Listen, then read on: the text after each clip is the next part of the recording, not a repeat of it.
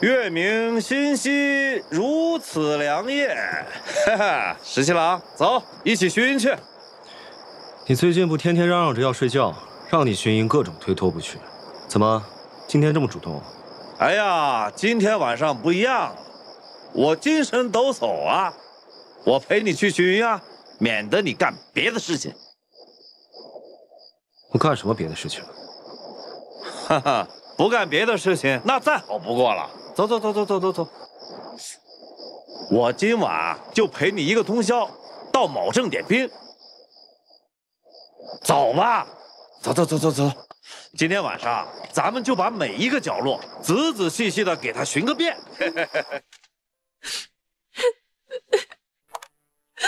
小姐，小姐，桃子，桃子，药好了。这是我按你的吩咐去附近大集镇药铺买的药材，然后我亲自蹲在炉子边看着熬的，时辰一点也没错。小姐，药来了，小姐，药给我。小姐，药来了，喝了就好了。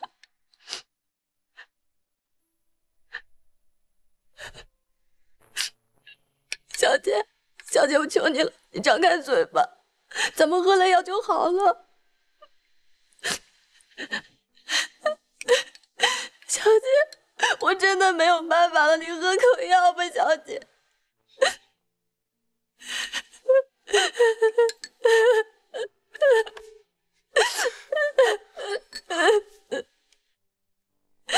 小姐，桃子，我这就去叫石七郎，这一次我就是拖也要把他拖过来。你别去，他就是个薄情寡性的人，你让他来做什么？不是的，他一定不知道何校尉病成这样。石七郎不是这样子的人。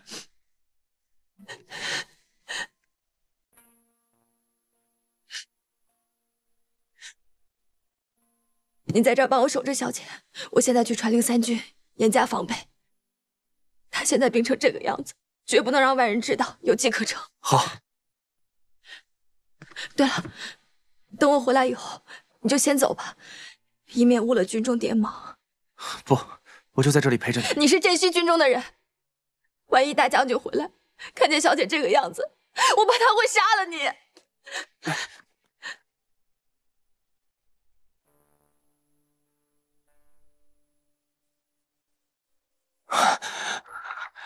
公子，怎么样？青蛙还是没有出来。真是没有想到啊，李密居然是如此薄情寡义之人。阿英果然是看错了。公子，校尉已经毒发3天了，今夜若是不服解药的话，等到天亮，即使服了药也会有损寿元。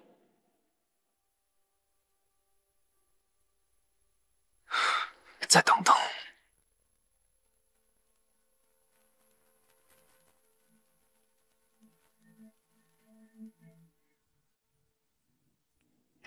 哎，石七郎，别走啊！这才4更呢，回去那么早做什么呀？所有营地都巡完了，不走留在这干什么呀？再巡一遍啊！不都说好了吗？我陪你到天明啊！我还有事。什么事儿啊？这经理派来的信我都还没看呢。哎呀，明天看不就完了吗？又不是什么急事儿。那我要睡觉去。哎，你前几天每天晚上怎么教训我的？不困，咱不困。你今天就是故意的是吧？哈哈哈，还真让你说对了，我就是故意的。行，那我们继续啊，继续，走走走。哼，拦不住我了吧？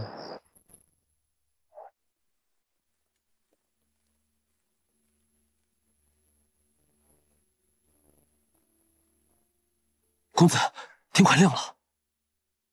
真是没想到，阿英如此聪颖，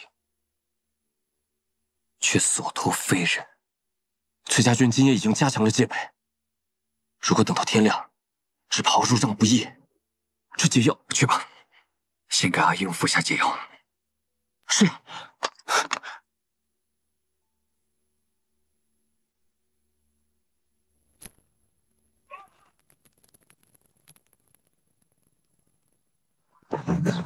桃子，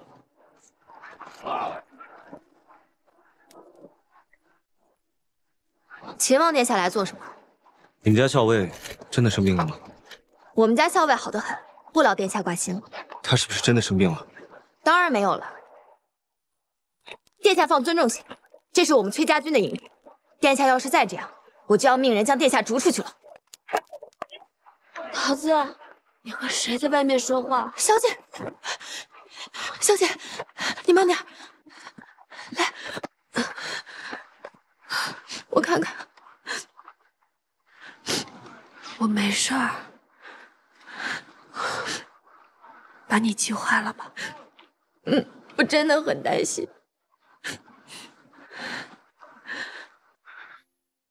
哎呀，你真的生病了？你哪里不舒服？现在好一些了吗？秦王请自重，只是小疾，不劳秦王费心了。桃子，哎，你先出去一下吧，有些话我想对秦王说。小姐，你才刚醒过来，我在这儿陪你吧。没事，放心吧。去吧。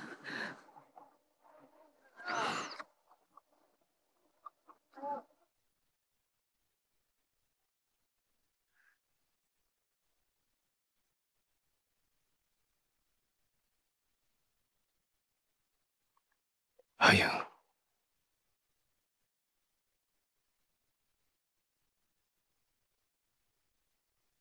你心中恼恨我诓骗你，这些天我也想了许多。即便是重来宴会，我还是会那样做。我不后悔自己的做法，因为我认为，无论是真太孙还是假太孙，都不值得你拿自己的命去换。你现在病了，我们不要说这些了。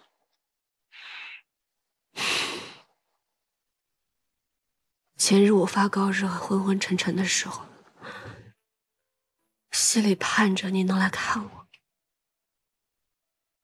人在生病的时候，总是很脆弱。我自幼丧母，身边也没有几个亲人。如今除了父亲，也就是你待我最亲了。当时我就在想，倘若你能来看我，那就证明我在你心里还是要比很多其他事、其他人要重要的。如果你来了，纵然生气，但是我可以把事情跟你分说清楚，这样下一次你也能明白我的心思。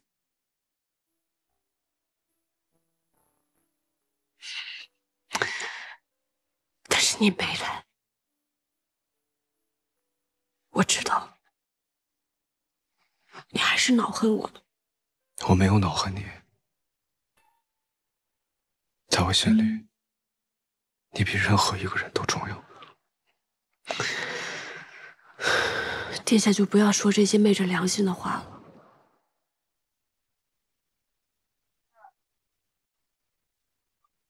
那我也跟你说几句我的心里话。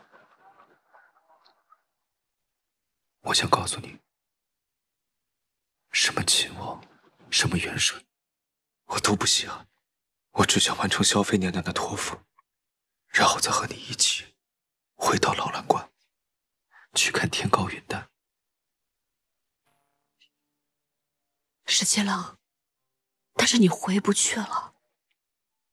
你的父亲是当今的天子，孙敬已死，天下大定。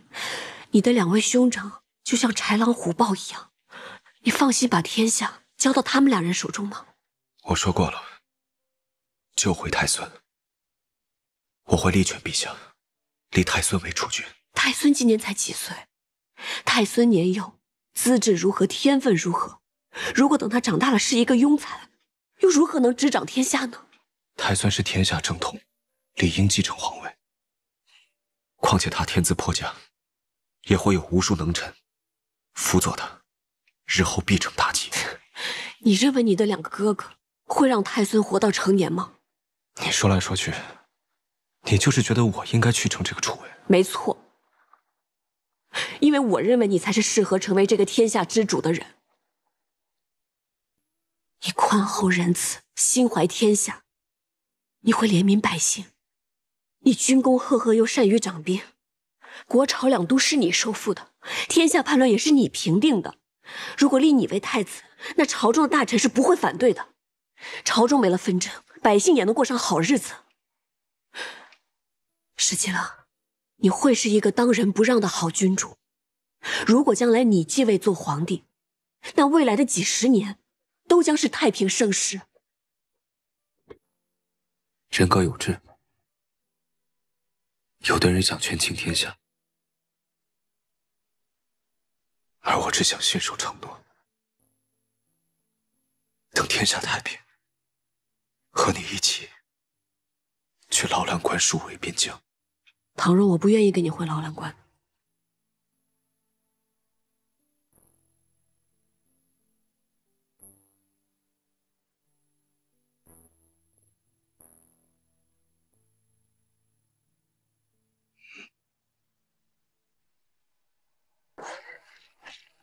人各有志，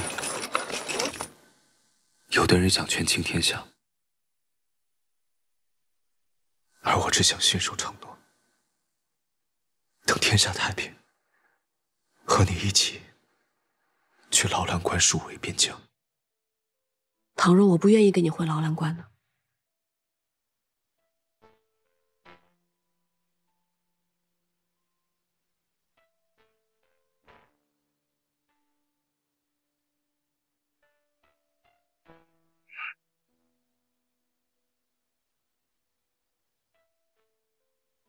我知道我不能勉强你，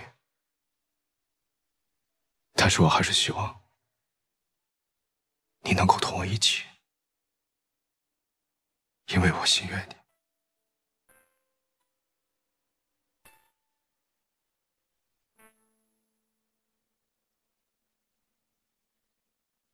请往请回吧，我想说的话都已经说完。哎呀，你走吧。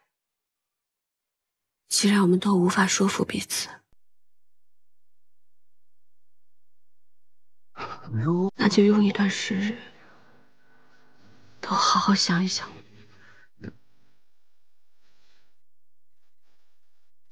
我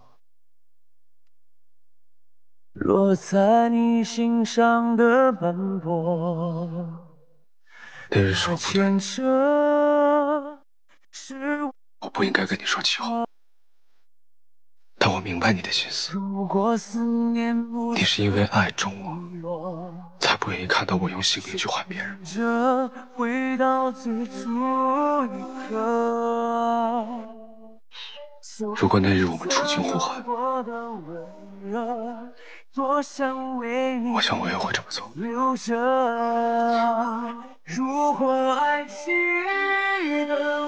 现在说这些又有什么意思？你快回去吧，不要耽误军中迭茂。等待是我的执着。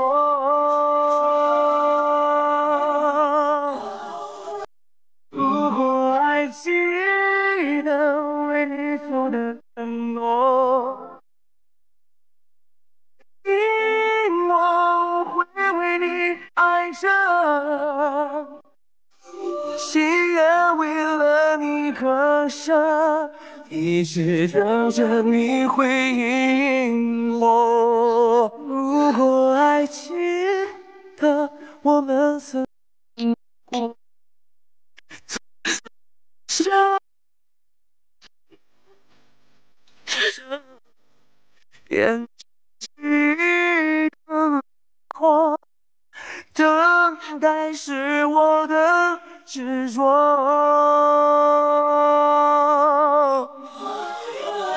如果爱只能为你守的沉默，也不了遗忘，会为你爱着。心愿为了你割舍，一直等。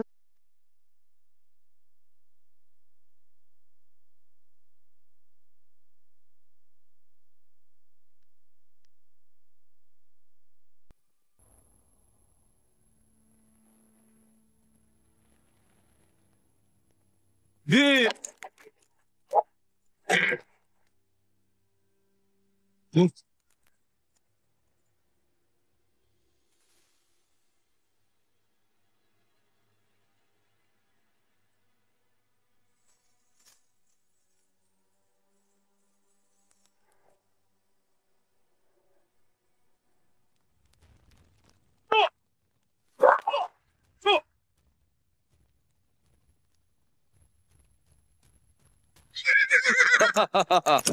石七郎，我就知道你出关会往这边来，所以带着弟兄们来接应你来了。怎么样，够义气吧？哈哈，不像有些人把自己兄弟都打晕了。先回去，父亲有埋伏。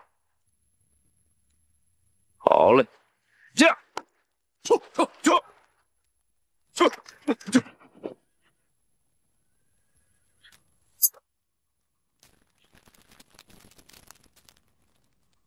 上。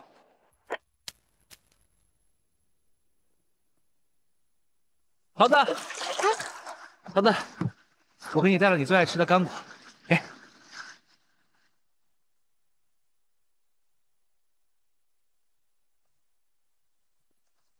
怎么了？你连干果都不想吃了？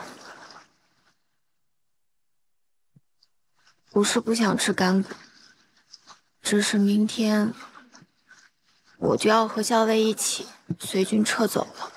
啊？怎么这么快？大将军得知校尉突然生了一场重病，他担心的不行，一定要亲自来接校尉。可他是节制两镇的大将军，要是贸然出现在潼关，怕是朝中会有什么误会。所以校尉说我们得赶紧撤回，途中也好遇上大将军。那我明天去送你。你别来了，校尉不开心，我不想让他看到枕西军中的人。我这就去跟石七郎说，让他跟校尉赔个不是。啊！你回来，什么都不知道，别瞎吵。可是我不想和你分开。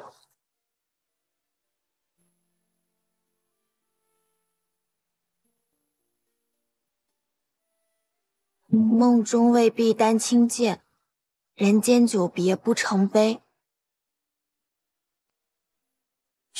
什么意思啊？我们家校尉说的，意思是，只要分别的够久，人就不会觉得悲伤了。我不这样认为。我只要跟你分开，我就会觉得悲伤。要是跟你分别久，那我会很伤心的。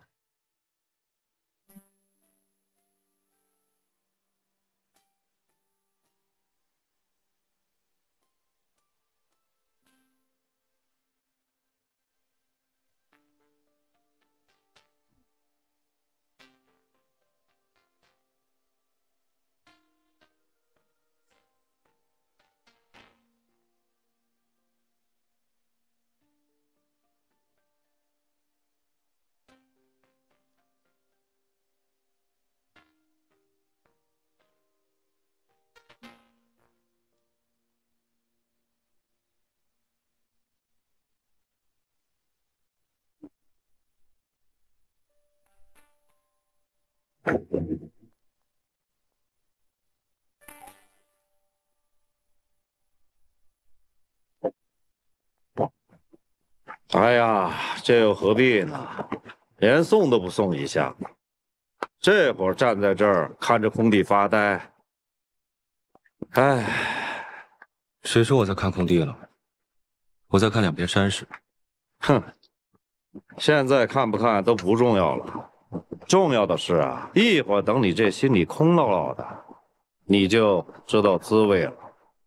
哎，来，昨晚派出去的人有没有查到什么？啊，这个树林里是有些痕迹，但看不出什么。那些人行事啊，还是非常谨慎。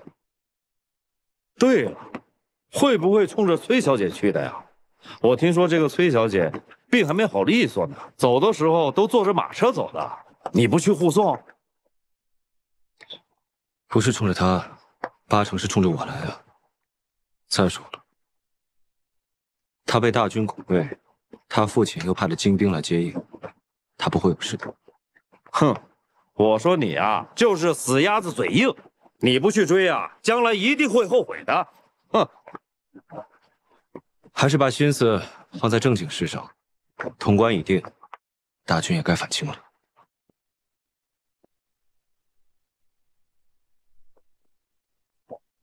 在看什么？我在看这天上有2只孤雁，一只向南，一只向北，好生可怜啊！不知道它们还能不能飞到一块儿。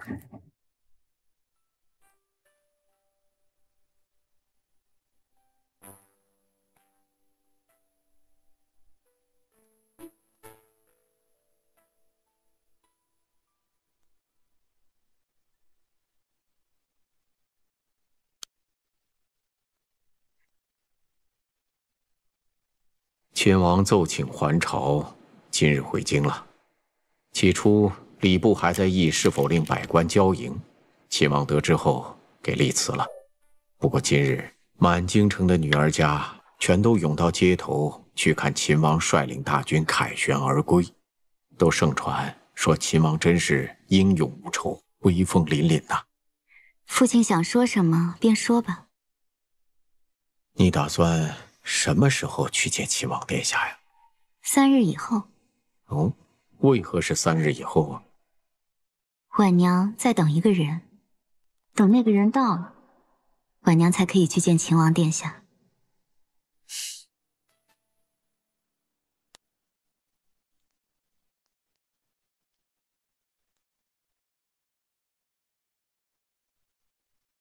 哎呀，豹哥啊，石七郎，今日闲来无事，咱们出城跑马去。不去。听说丰盈楼来了一批好酒，咱们喝酒去。不去。怎么回事啊？这是？自打回京的路上开始，就和变了一个人似的，整天闷闷不乐的，还摆了一张臭脸。怎么？谁惹你生气了？还是说谁给我们秦王殿下气受了？这个世上啊，一物降一物。你以为威猛无敌的秦王还没有人治得了他了吗？哎呀，你别和我打哑谜，说呀！别听他胡说八道。我胡说八道，总比有人这个心乱如麻、胡思乱想强吧？石七郎，顾小姐求见。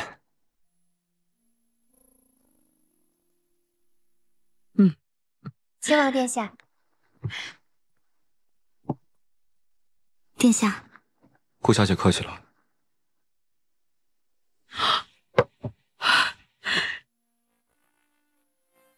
奶娘，奶娘，石七郎啊，你长大了，小郎君呐，已经变成了秦王。我一到京都啊，就听见城里人人都夸，说秦王好生威武，每个小娘子都想嫁与秦王。奶娘，你怎么来了？哎，我住到乡下已经好多年了，身子不好，也没人送我到城里来。这次啊，多亏了顾小姐，不知怎么托人就寻到了我，问我想不想来看看你呀？我自然乐意呀。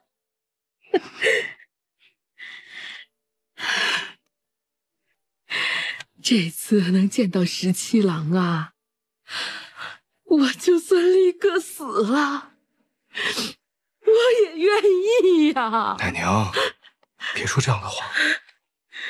我高兴，我高兴。奶娘，既然来了，就留下来吧。这秦王府很大，你想住哪就住哪。好，好。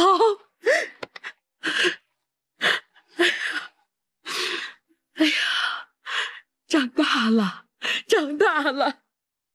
殿下，老人家歇惯了午觉，我刚刚已经服侍他睡下了。殿下放心吧。多谢顾小姐。些许小事，何足挂齿。奶娘年纪大了，我也曾派人寻访过她，可总是无功而返。我甚至以为再也见不到她老人家了。奶娘的亲生儿子十分不孝，我便没有给他金银，而是令李正好好责问他。奶娘家中贫寒，所以我以殿下的名义买了几亩良田，地契上写的都是奶娘的名字。这样以后他若是不想在府中常住，回乡间养老也是足够的。顾小姐，你真是个心善心细之人，谢谢你。对了，那买良田的银两，待会儿我命人送到府中去。殿下客气了。我自幼愚笨，实不相瞒，在家中也不受父母宠爱，所以但凡有人对我好一点点，我便十分感念。殿下与我有救命之恩，这样的大恩，婉娘无以为报，只能做一些力所能及的小事，只愿殿下常得欢颜，这样婉娘便十分高兴了。谢谢你。朝臣们都劝朕要对崔乙也有所赏赐，还要我好好笼络笼络他们崔家。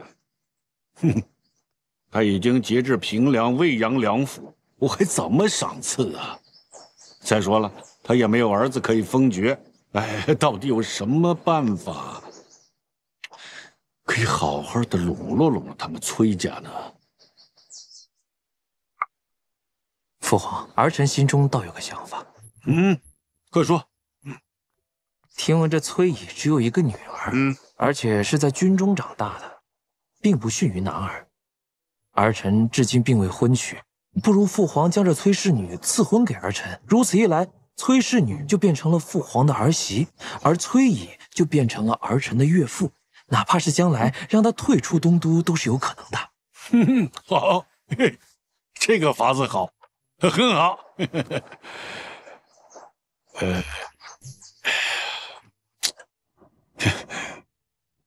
只是不知道这个崔氏女是什么样子啊？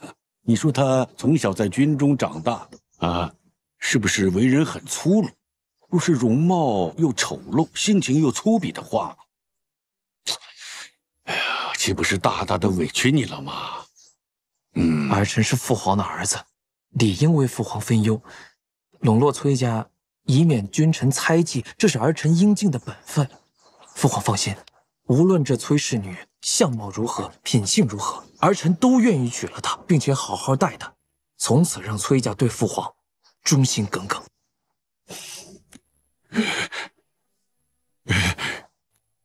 莱儿，还是你最顾全大局呀。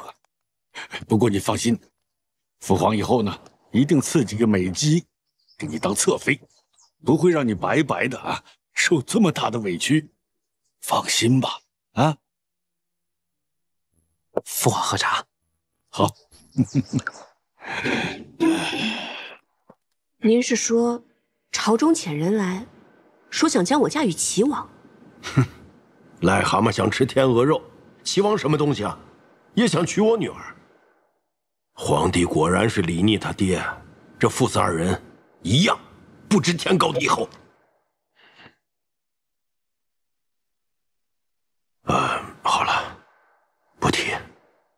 不提那个不知好歹的混人。阿爹，我是想，既然朝中有人起了这样的心，那咱们不如将计就计，反将他们一军。哎呀，你的意思是？咱们大大方方的上书皇帝，就说想让我嫁给皇子，可以，但是要遵从我的意愿，要我自己从皇子中择人而嫁。那个李逆不知好歹，难道你还要嫁给他？我嫁不嫁给他是两说，但是既然朝中已经有人惦记上咱们崔家，那我们不如坦坦荡荡的行之以阳谋。你是说，只要我说从皇子中择一人而嫁，那就会有一场天大的热闹可以看。李逆这两个兄长还不知道会做出什么样的事情来，我倒要看看他们可以无耻到什么地步。我也要看看李逆会有什么反应。哎呀，这是你的终身大事，可不要赌气。阿爹，我没有赌气。如今因节制平凉、喂养，咱们崔家军有兵力强盛，朝中早有人坐立不安，视我们为一块肥肉，人人都想上来抢一口。既然如此，那我们不如先一招破局，让他们自己先打得头破血流。你可要想好了，这奏书一旦递上去，你未来的夫婿只能从3个皇子中挑选，开弓没有回头箭，最后的结果如何，未必真能如我们所愿。阿爹，其中的利害关系，女儿已经想清楚了。世事如棋局，这天下便是最大的一局。女儿想做那个执棋的人。秦王心中牵绊太多，无异于储君之位。女儿曾经与他一席长谈，但是收效甚微。既然他甘愿为一颗棋子，那女儿就算逼，也要把他逼成另外一个执棋的人。阿爹，我想赌这一把。陛下，崔乙奏书中说，是陛下示意，想将其女赐婚于齐王，确有此事吗？朕确实是派人去问了一下。陛下之意便是圣意，但是他身为臣子，竟然口出狂言，要为女儿在皇子中择婿，视当朝礼法为无物，还请陛下下旨申斥，以正朝风啊！没错，这个崔乙确实是太目中无人了。他以为皇室是菜市啊，想挑就挑。陛下，崔乙节制平凉、魏阳两府，又占据东都，朝中上下本就忧心他权势过大，无人辖制啊。陛下圣明，愿意选崔氏女为皇子妃。如今崔乙不过是婉言相求，为女儿择一皇子为婿。陛下不如应允，此举不费一兵一卒，便能收归崔家兵权，真是高明啊！朕也觉得这个法子不错。可是朕的儿子要娶他的女儿，那是他们崔家无上的荣光啊！怎么还能再上奏书说自己挑一个呢？陛下所言甚是，崔家无状，崔氏女怎堪为皇子妃呀？无人无状，陛下是君主，胸怀广阔，能容天下。崔家所为，陛下定然可以宽宥。先君后臣，天经地义。岂有臣子挑选皇子为婿的道理？你这是食古不化，不通辩理，你这是迂腐。你这样说，可对得起陛下，可对得起列祖列宗。你这是不懂礼数，你才不懂礼数，你忘了祖宗。多谢嫂嫂。二弟客气了，你们兄弟二人慢慢聊。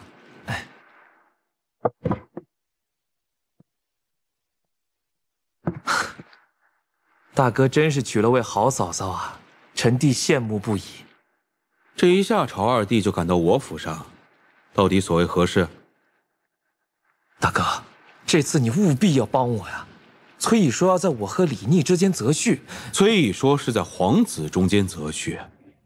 啊，我想大哥已经娶了王妃了，想必那崔小姐不愿意嫁过来做侧妃，所以我才想着，若是大哥能够帮我一把，我要是能够得到崔家助力的话，以后必定会全力相助大哥入主东宫的。大哥意下如何？二弟说的有理，这崔家小姐绝不能嫁给李逆。那就多谢大哥了。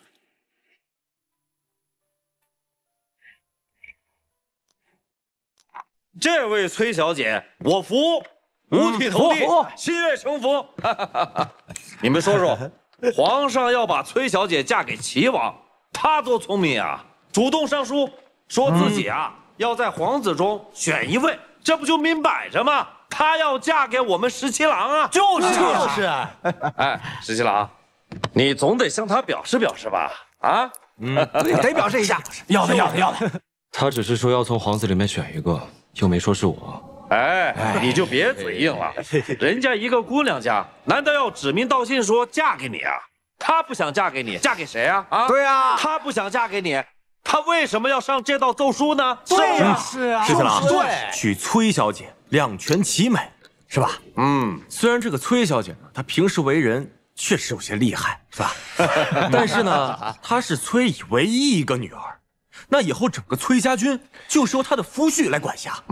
那咱们说这种好事儿，他能让给齐王吗？不能。对呀，不能让。但是兄弟们，这不重要，最重要的是什么？是那个崔小姐对咱们十七郎本来就颇有情分的。我觉得小裴将军说的特别对。哎，耳朵，这回你可是高兴坏了吧？啊！崔小姐嫁给我们十七郎，这桃子姑娘自然就到我们王府中来了。到时候你们俩不也就双宿双飞了吗？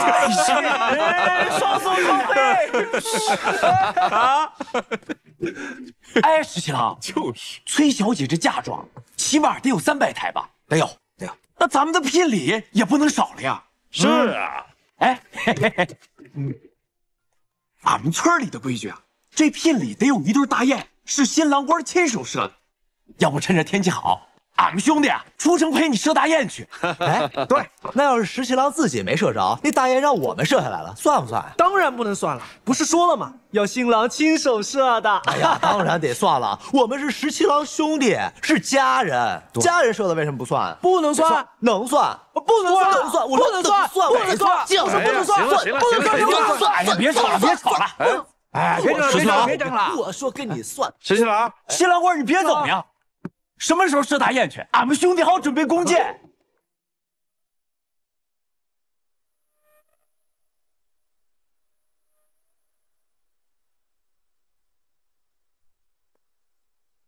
公子，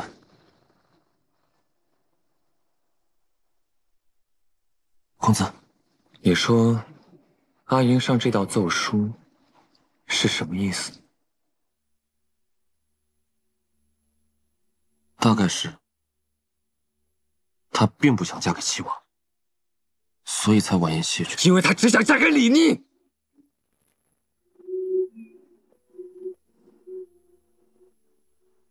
阿英为什么要这样对我？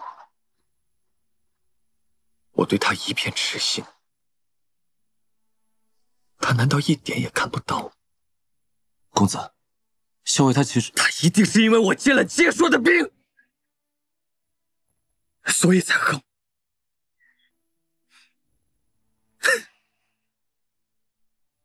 恨就恨吧，反正只要我和他在一起，我慢慢劝他，他迟早会回心转意的。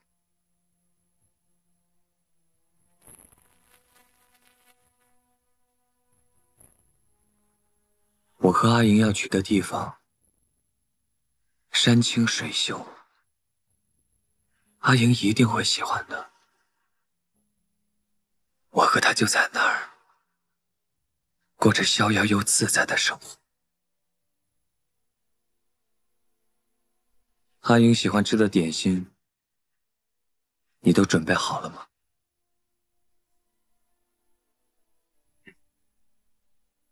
只要我和阿英到了那儿，就再也没有人打扰我和阿英。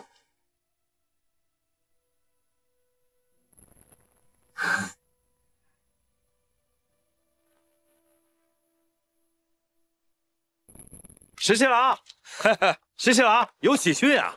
什么喜讯啊？让你这么高兴？崔小姐派人来了，约你到城外相见。我就说嘛，崔小姐肯定是找你来商量这个定亲的事儿。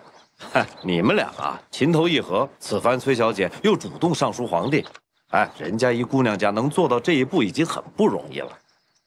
不管你们俩以前怎么吵架赌气，这回见了面啊，你可千万要和好如初啊，赶紧把人家娶回家来。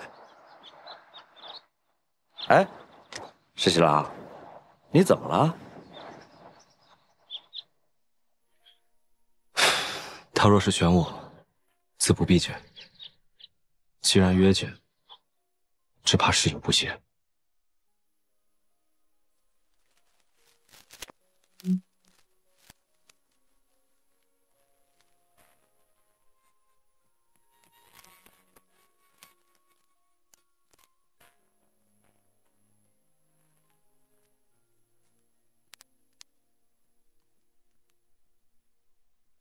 乐游原还是那么美啊！阿英，当日在潼关，你让我们各自想一想。大将军上了奏书，我原以为你是不愿意嫁给齐王的，才被迫上那道奏书。世事如棋局，无一人能独善其身。父亲只有我这么一个女儿，难免会遭人觊觎。那你愿意嫁给我吗？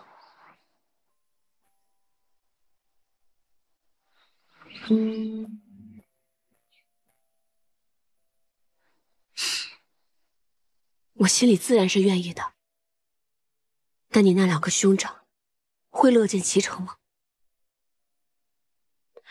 我说过，我无意与东宫楚为，我会寻回太孙，让父皇立太孙为储君，兄长他们就再无指望。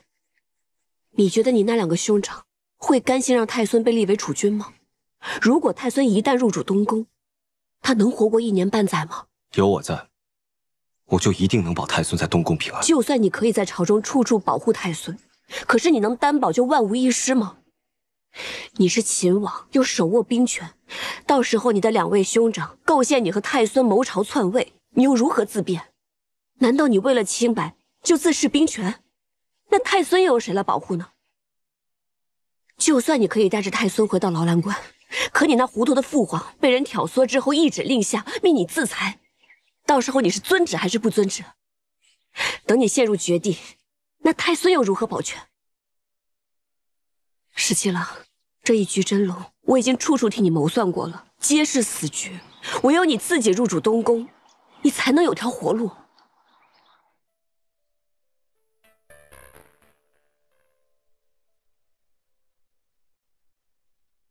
我不相信这是我唯一的活路。你能不能不要把人心想得这么险恶？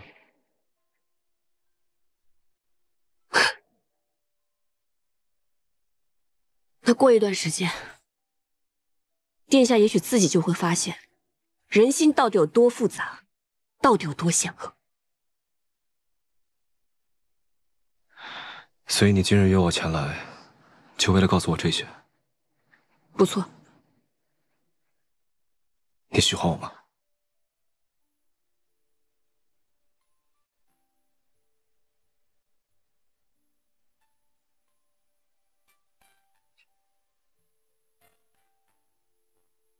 有一天，我遇到一个人，他特别有本事，还非常聪明。我从来都没有遇到过这样的人。虽然第一次见面我们就大打出手，第二次见面我就把他踹到井里去了。但是那个时候，我却知道，我是喜欢他的。虽然我从来都没有喜欢过一个人，也不知道喜欢别人到底是什么滋味，但是我心里很肯定，我是喜欢他的。无论他是劳兰关的17郎，还是秦王殿下，无论他是贩夫走卒，还是皇孙太子，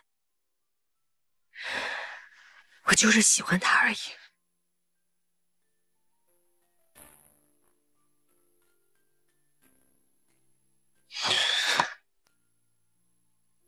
你喜欢我，我也喜欢你，但为什么不能嫁给我呢？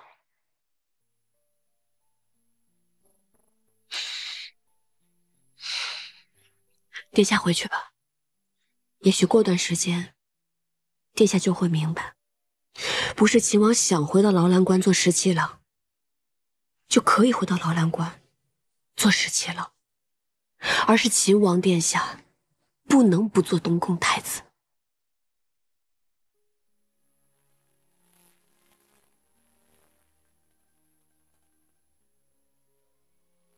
如果我不做太子，你是不是就不愿意嫁给我？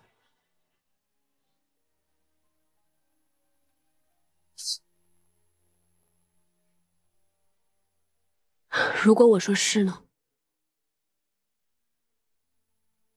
殿下心里会不会好过一些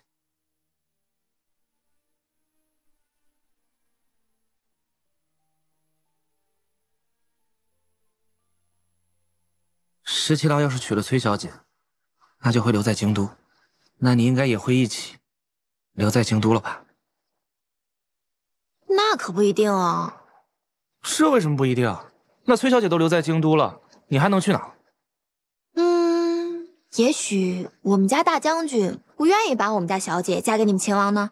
那不可能，你们大将军不都已经上了奏书了，让你们崔小姐自己选一个皇子，这不摆明着他一定会选17郎来做夫婿吗？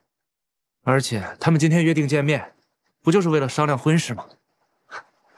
哎，奇怪，我们家小姐跟你们秦王商议婚事，这跟我们俩有什么关系？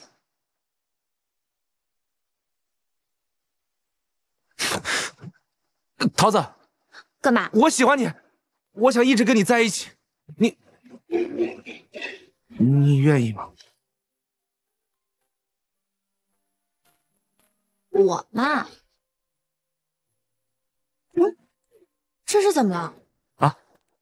你们家秦王怎么突然骑马离去了？小姐还在那儿呢。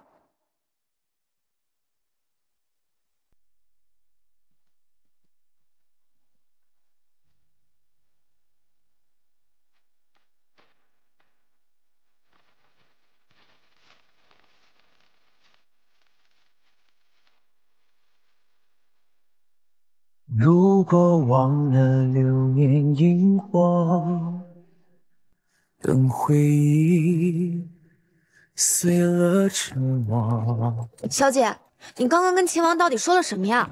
怎么突然就不欢而散了？什么意思啊？他不是来找你商议婚事的吗？怎么的？难不成他还不想娶你了？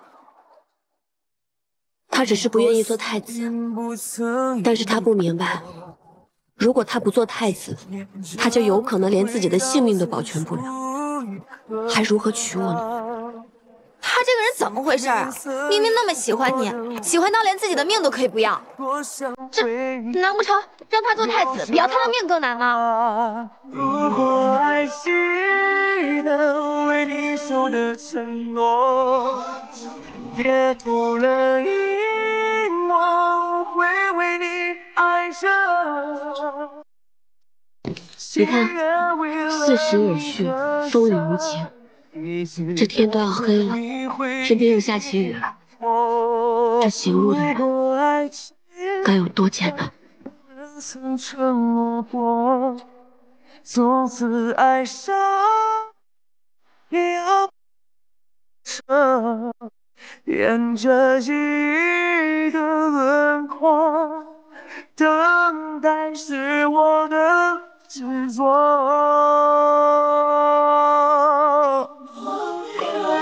如果爱值得为你守的承诺，也不了一空，会为你爱着。哎，那不是秦王殿下吗？这么一大早的，殿下怎么从城外迟来？殿下看上去就有几分失魂落魄的样子，也不知道是出了什么事。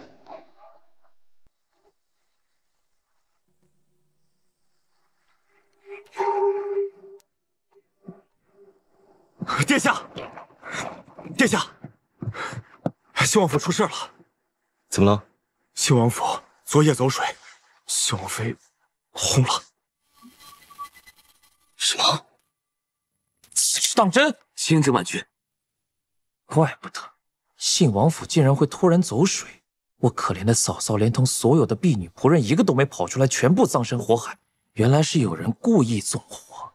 我们安插在信王府的内线，竟无一人逃出来，觉得此事蹊跷，费了好一番功夫才探出来。王妃的院子似乎有些不对，当天的救火也有所拖延，此事定然是故意纵火，绝非意外走水。只是不知是什么人做的。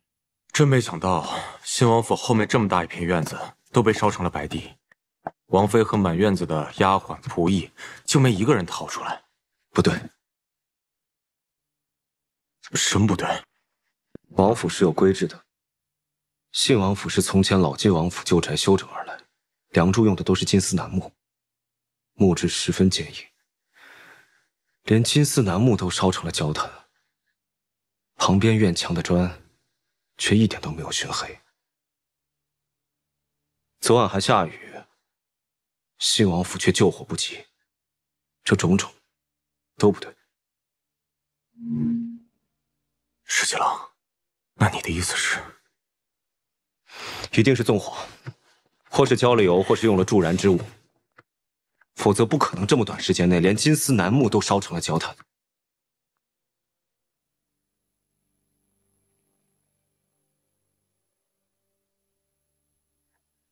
既然是纵火，那么大嫂的死就另有隐情。能在王妃后院纵火，又能操纵仆役，恰巧前2日我还去求大哥，让他帮我求娶崔氏女。哼，还能会是谁？殿下是说，此事是信王所为？我这大哥竟敢烧死自己的结发妻，他这明显就是冲着崔乙上书择婿一事来的。如此一来，他定是也要争一争这位崔氏女，不会再帮我了。殿下，这不正是咱们的机会？你说的对啊！如果让父皇知道的话，大哥就不能求娶崔氏女，我的胜算就更大了。殿下英明。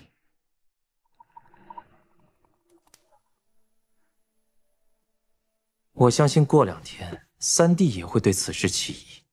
到时候我可得好好的帮一帮我这位三弟，毕竟当年他对大嫂的感情可是最深厚，他最是敬爱大嫂。如果让他知道是大哥害了大嫂的话，他一定会奏报父皇，父皇就一定会彻查到底，到时候我大哥就倒大霉了。这个信王好狠呢！你觉得是信王下的手？除了他还能有谁？真没想到，他居然会杀死自己的结发妻子。那可是天家，父子相残，手足互枪，就算杀死结发妻子，也不算什么新鲜事儿。阿爹，我想去西长京。你去西长京做什么？信王杀发妻，就是想娶我，那我都要看看，他跟这个齐王又会如何相争。哼，你其实是要看看秦王会如何吧？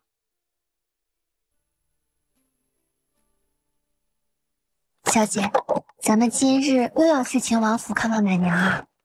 崔乙上书要替女儿从皇子中择婿，这道奏书十分古怪。那古怪在哪里？我曾经见过这道奏书的抄录原文。若崔乙上书是想将女儿嫁给秦王，那必然是另外一番措辞，文字间也可以有所暗示，但偏偏没有。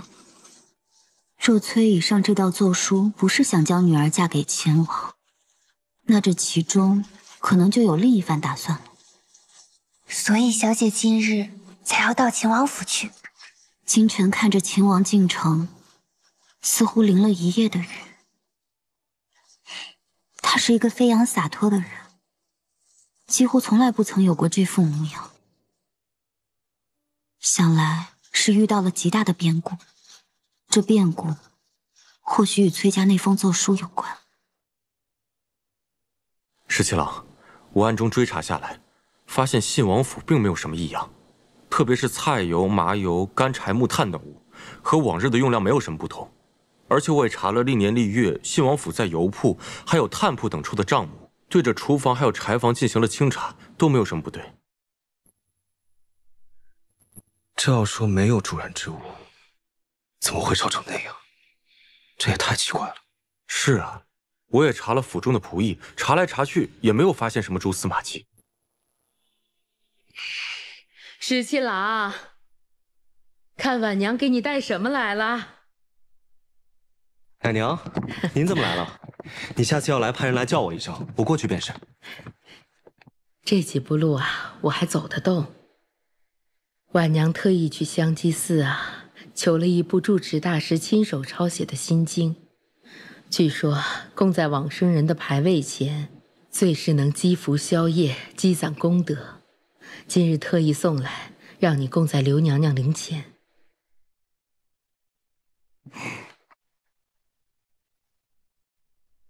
谢谢。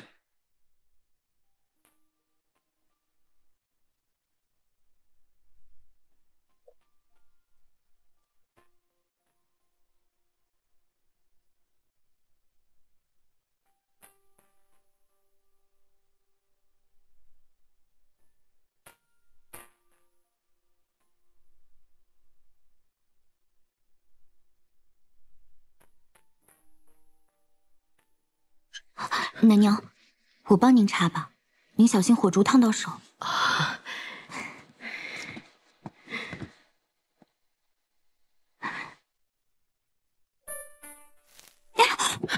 怎么了？刚刚我没留神，不小心将绣像烫了个洞，这可怎么办啊？这可真是我的罪过呀！没事，一个小孔洞而已，顾小姐不必自责。这可是刘娘娘的绣像，都怪我不谨慎。小姐，既然烫坏了一个小洞，把它补上不就行了？你那么心灵手巧，上次那柄白丸扇被我不小心弄脏了，你就在上面绣了一只蝴蝶，可精致可美了，一点都看不出来。殿下，就让我把绣像请下来，好好织补一番吧。十七郎啊，你快点把它摘下来，让婉娘在这织补了。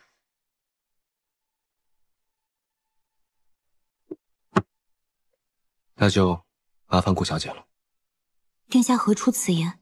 婉娘只是亡羊补牢罢了。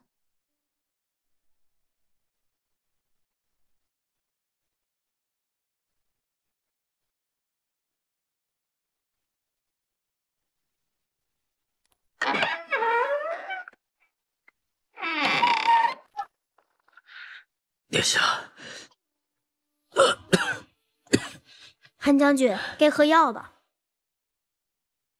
谢殿下。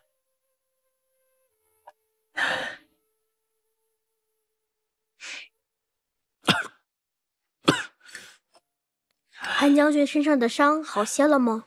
好多了。其实，自从救出殿下那一刻呀，我便觉得这些伤早就无碍了。我也没想到还能再见到韩将军。当时我被孙静掳去的时候，我就想死也要死得有气节，不能丢了我们李家子弟的脸面。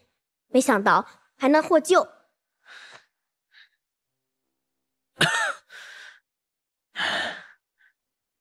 那日救下太孙后，我们走投无路，幸得秦王手下寻到并告知萧妃娘娘，娘娘让我们在这里暂住些时日。京中形势复杂，崔家也兵权自重，为师一如之前的孙敬。陛下虽是太孙的叔父，但身边却也有小人。献王、齐王都是金上的亲生儿子，他们会如何看待殿下？还都暧昧未明。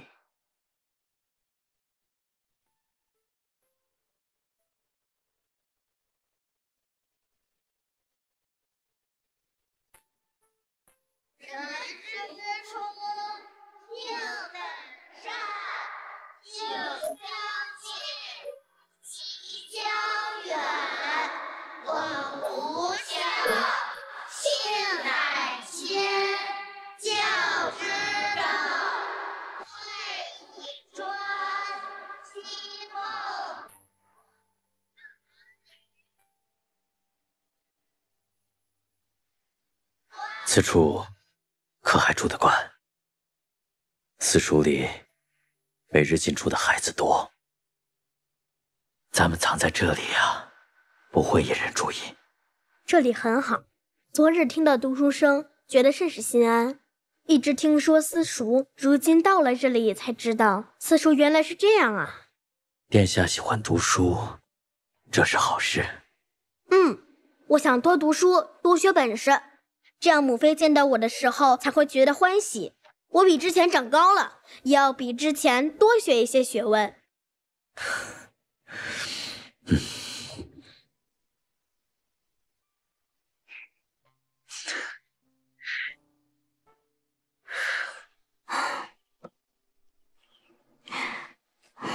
都怪我不谨慎，这种丝绸最是易燃，香头碰上去就烧坏一个洞，连里面的金线都烧断了。这种真金线一触上去，断了就缩成小小一颗，又不像丝线可以重新接起来，只能整根抽出来重新绣。怪不得你让我命人去拿这种金线，没想到小小的一捆，掂起来这么重。丝衣处取来的金线乃是上好的金线，自然分量十足。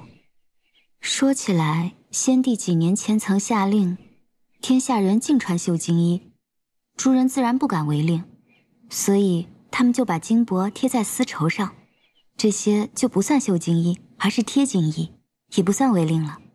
近几年来，京中很是流行呢。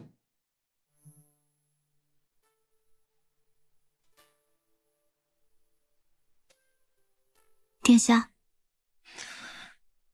你刚说这种丝绸最是易燃。是呀。那若是很多很多丝绸放在一起，岂不是犹如油坊一般易燃？那是自然。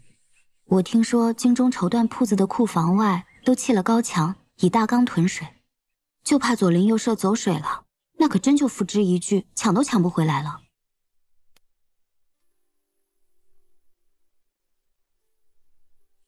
殿下，你怎么了？你刚还说京都里都穿贴金衣，都在丝绸上贴金。对啊，虽然只是薄薄一层金箔，但贴上去光滑灿烂，十分好看呢。真金线一碰到火就会缩小成一颗，那么真金箔同样是这个道理。殿下，你在想什么？没什么。顾小姐，我突然想起一桩要紧事，要与裴元说，先告辞了。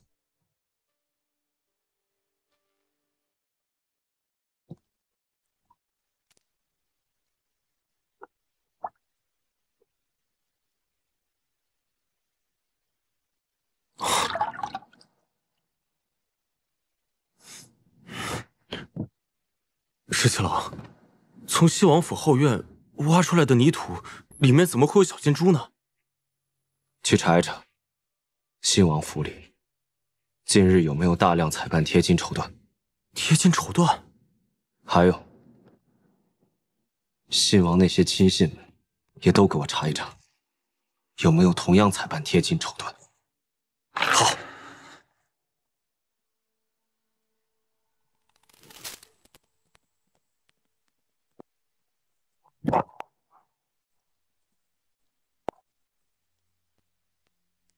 公子，密探来报，校尉只带了一队人马，往西长京这边来了。他要进京，看着也不像，行得很慢，倒像是在等什么。他是在等李逆吗？他一片痴心，李逆怕是要辜负了。李逆这个人，真是迂腐。事到如今也不敢对阿莹说一句：“我想娶你。”信王、齐王又是个什么东西，也敢消夏阿莹？公子，要不要出手教训一下他们？不必打草惊蛇。是。阿莹既然从洛阳出来，也是好事，起码脱离了崔家军的大队。否则，我们难以下手。已经派了人暗中跟着校尉，选一个好的时机，再偷偷布下迷阵，不能让崔颖轻易察觉。明白。全部都查清楚了，确实就是信王想害王妃。信王以才艺为由，命人将大量的贴金绸缎送入了王妃的厢房，纵火助燃。而且走水的那天晚上，也是他们故意耽搁救火。其中还有一人招供说，他们在王妃还有丫鬟仆役的食物中投下了迷药，所以那天晚上所有人都没有醒来，全部被活活的烧死灭口。李娟，李娟，他怎能如此狠毒？他怎能如此狠毒？大嫂跟了他这么多年，也算患难夫妻。现在虽然是人证、物证、口供都有了，就差迷药的出处还没有聚到人证。这个信王确实是令人齿寒。但是十七郎，你真的打算在陛下面前告发他吗？等王妃去世后，只有大嫂关心我、呵护我。她死得如此冤屈，我一定要在陛下面前替她讨个公道。陛下万岁！万岁！万岁！平身。谢陛下。秦王呢？陛下，秦王说有要紧军务，一早就出城了，赶不及朝会，让臣给您告假。哼，成天军务的，就好像他一个人有事儿似的。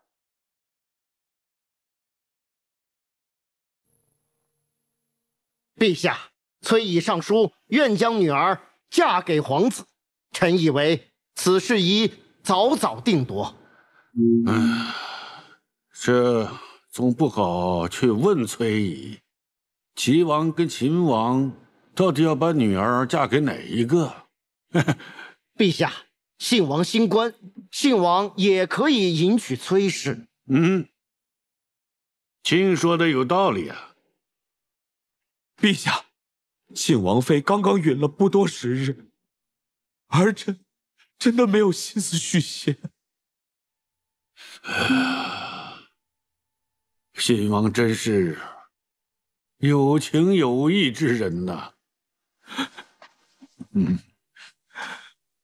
有情有义之人，又怎会行谋害结发之妻、灭绝人伦之事呢？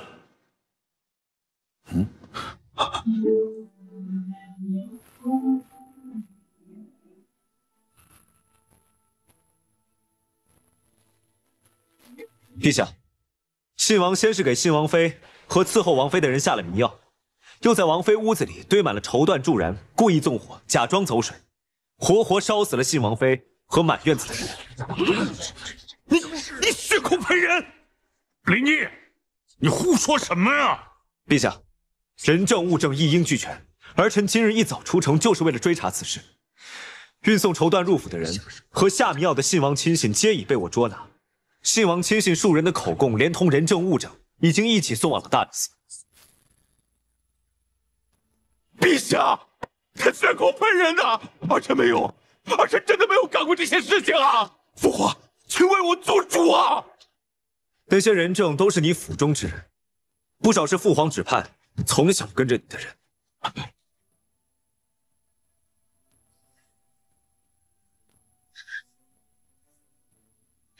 俊儿，俊儿啊！父皇，儿臣真的为什么要做出这种事来？为什么？儿臣是遭人陷害啊！父皇，你要为我做主啊！信王妃多么孝顺的一个孩子啊！儿臣是遭人陷害啊！父皇，你要为我做主！他能买出那么多人来陷害你，其中还有那么多人都是你的心腹，你以为父皇傻呀？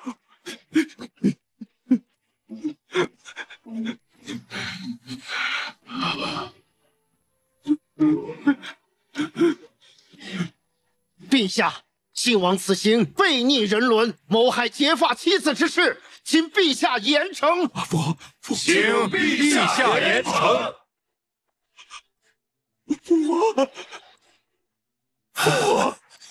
父皇，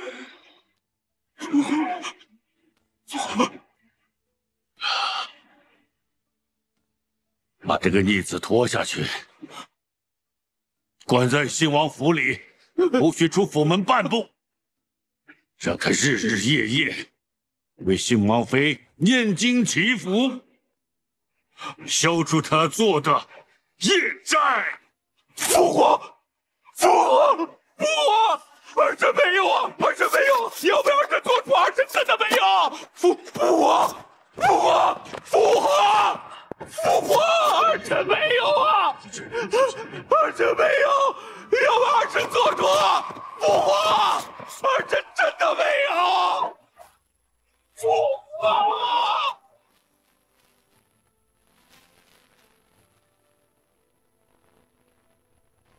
一日夫妻百日恩，我万万没有想过，大哥竟然能对嫂子下毒手。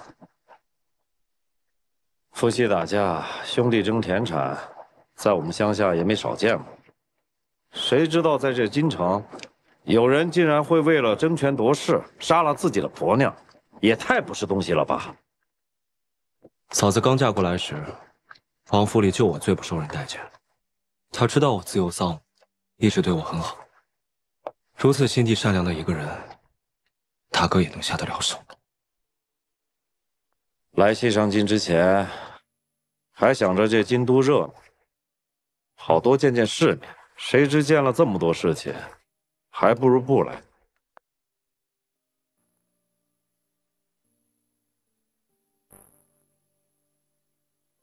哎呀，现在好怀念牢南关那个破土堆啊！那个时候，咱们兄弟们整天苦哈哈的，也没什么钱，就连吃口那个白面饼子，大家都要争来抢去的，可日子过得快活呀。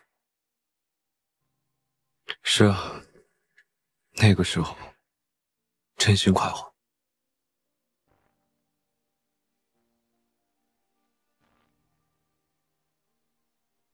石七郎，这京都人心叵测。你说过，将来咱们要回牢南关，咱们什么时候回去啊？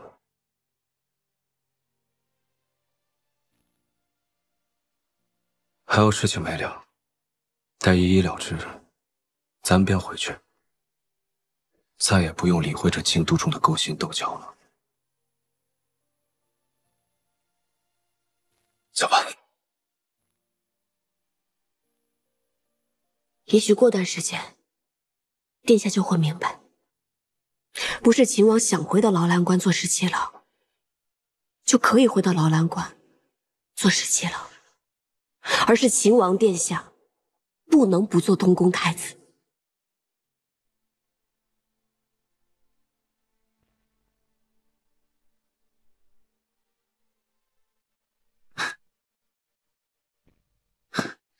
十七郎，桃子传信了，说崔小姐等着，乐园相见。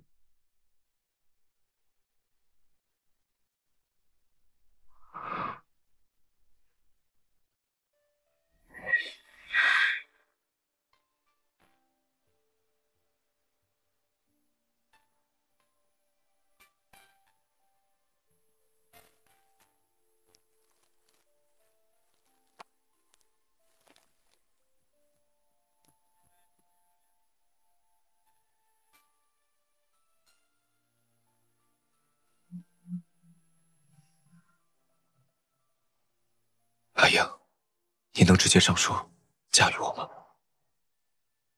十七郎，你还看不明白吗？我跟东宫之位，要么你都要，否则你一样都得不到的。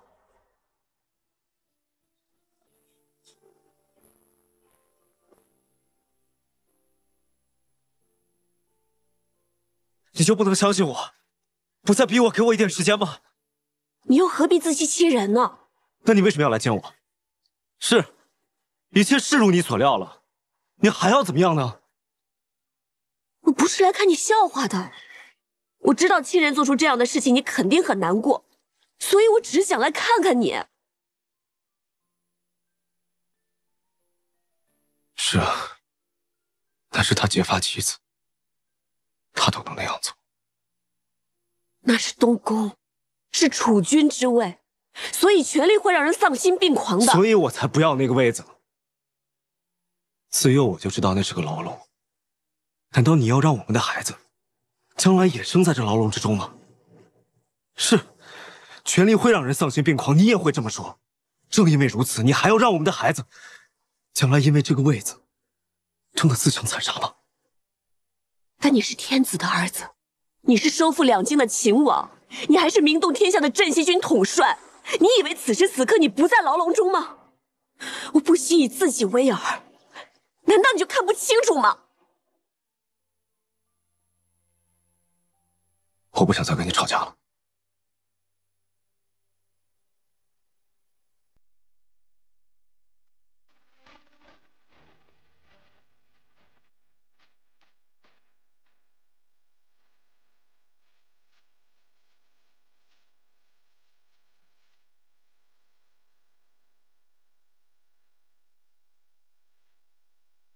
如果忘了流年樱花，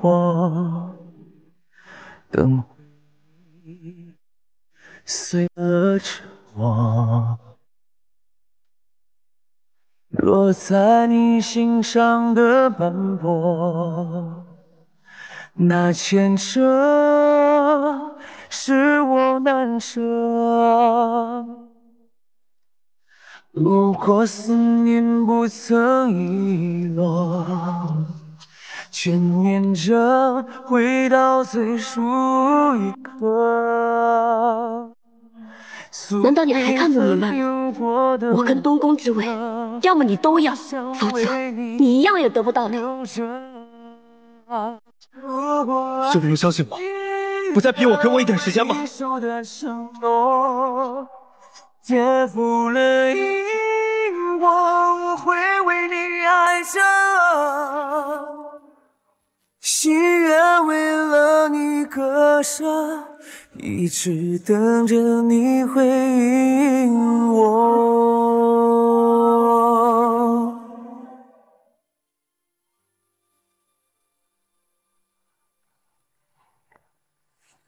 站住！哎呦，二位客官，来点糖饼啊！我要吃，哎，要2个这个，再要2个这个吧。哎，好好好。耳朵，你说这次小姐为什么要独自去见秦王，不让我跟着呢？她是不是有什么事情瞒着我呀？不会吧？你们家校尉对你那么好，他不会有事情瞒你的。那是不用说的，小姐对我再是极好，那她为什么不让我跟着呢？那会不会是因为他就是想一个人去见十七郎？就像我也就想一个人跟你待在一块儿。如果你们家校尉和十七郎都在的话，那我们说话岂不是很不自在？或许他也是这么想的呢。你什么时候说起话来嘴这么甜了？我没有嘴甜，我就是实话实说而已。桃子，我有个问题想问你。你问吧。上一次我在乐游园问你的问题，你还没回答我呢。你到底愿不愿意？傻子，我要是不愿意的话，还能坐在这儿跟你一起吃点心吗？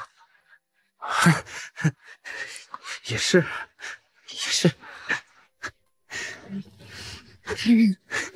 吃吧，好吃吧？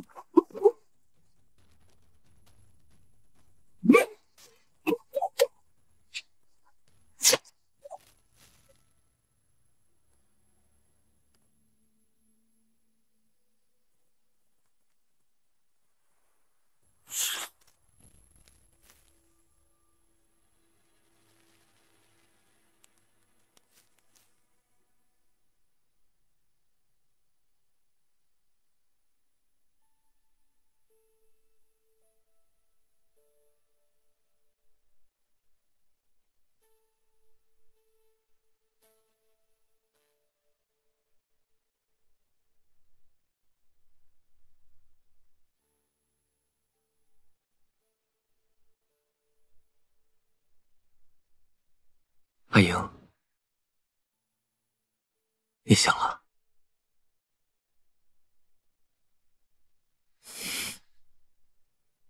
是你。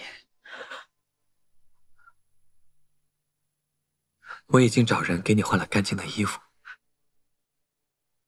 阿莹，是我将你带到这个地方来的。你放心，这个地方山清水秀，就如同世外桃源一般。我们两个人一起生活在这里，不问世事，逍遥快活，也不会再有人过来打扰我们两个。岂不妙哉？你给我吓得什么样？阿莹，你可千万不能动气，这样对你身子不好。你现在这个样子就很好，只要你乖乖听话，我一定不会伤害你，也不会去伤害你的父亲。你这个与剑术勾结的狗贼，还想伤害我父亲，我跟你不共戴天！你看你，好好说话，怎么又生气了呢？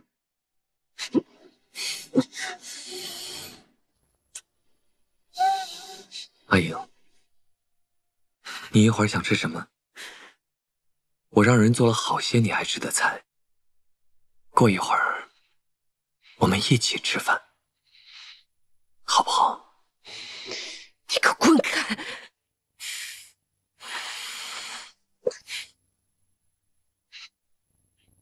阿莹，从今往后，每一天，我们都一起吃饭。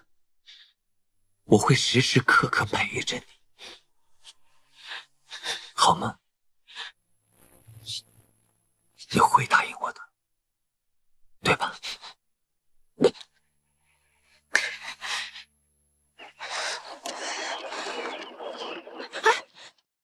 亲王，我们家小姐不见了。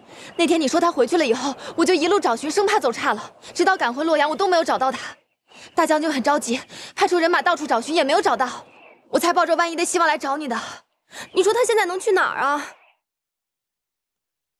桃子，你平时怎么找到你家小姐的？我们家小姐从小就用同样的香料，我只要用特殊的引子就能找到她。可是这一次，无论如何我都没有办法。这么说，劫走她的人必然熟知这些细节，才能提前做准备，不让你发现。那这个人会是柳成风。洛阳与乐游原之间地势广阔，有无数的城廊林木，想要将一个人藏起来，并不是难事。如果真的是柳成风劫走崔小姐的话，那就糟糕了。他8成不敢久留，应该是带着崔小姐远走高飞了。人一定不会被藏得太远。为什么？因为阿莹太过聪明了。如果掳走她之后，还要带着她走很远的路，一路上要毫无破绽，太过不容易。柳成风对阿莹执念很深，以他的心机，肯定提早在洛阳附近布置好了安身之处。可这舆图上，洛阳之外的地方是这么大，这要找到他，得花多长时间啊？北边，只有北边。柳成风既与接硕勾结，那么就一定会选一个接硕尤其可以支援的地方，那么就只有北边。北边地广人稀，林木茂密，更重要的是，再往北一些，就是接硕可以支援的草原。那如果只是这一块地方的话，范围大大缩小，找他就容易多了。事不宜迟，我们即刻出发。现在没有朝中军令，我无法调兵。常儿、老包，咱们乔装先行。是。阿元，你带些人马去猎场，然后追上来与我们会合。若有人问起，就说我们出城围猎。我现在就去办。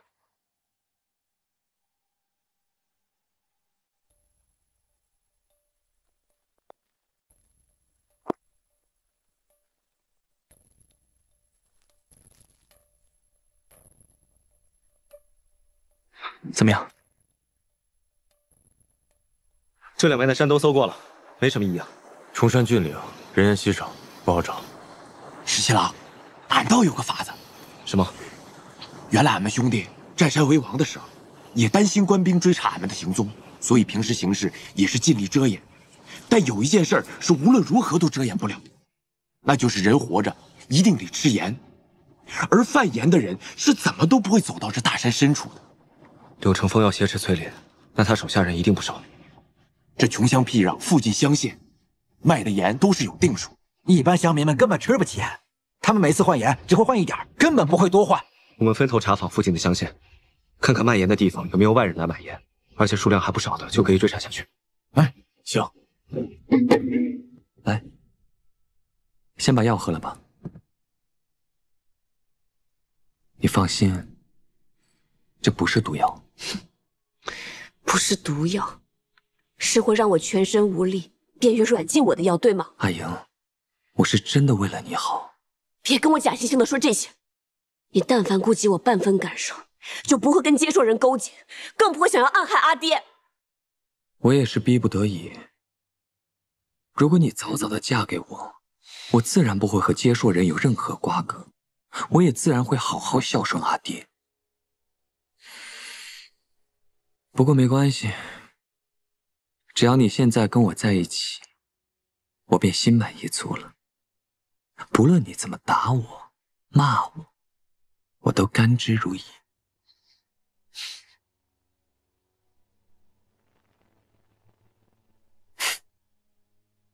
如果你不肯喝，那我喂你。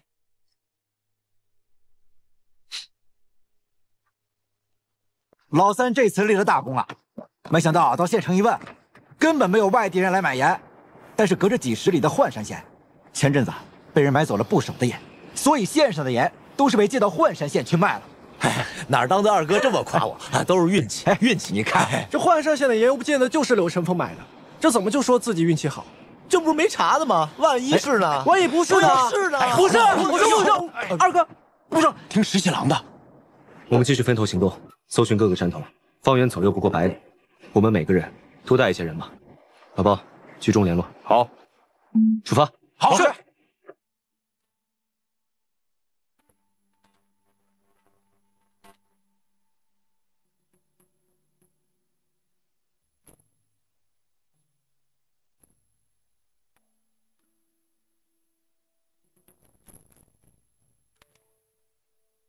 公子，附近相见似有陌生人，还在外头的烧炭，还看到了马蹄印。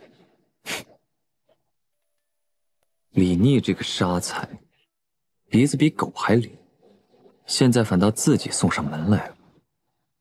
正好，我就把他和他的狗腿子一网打尽，然后在阿莹面前杀了。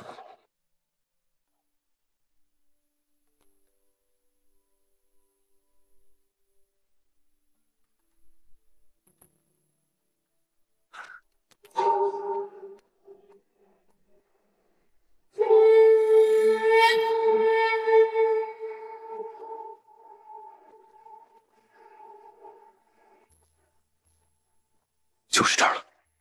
十七郎，现在怎么办？先不要惊动，也许发现后，我就去探一探。好。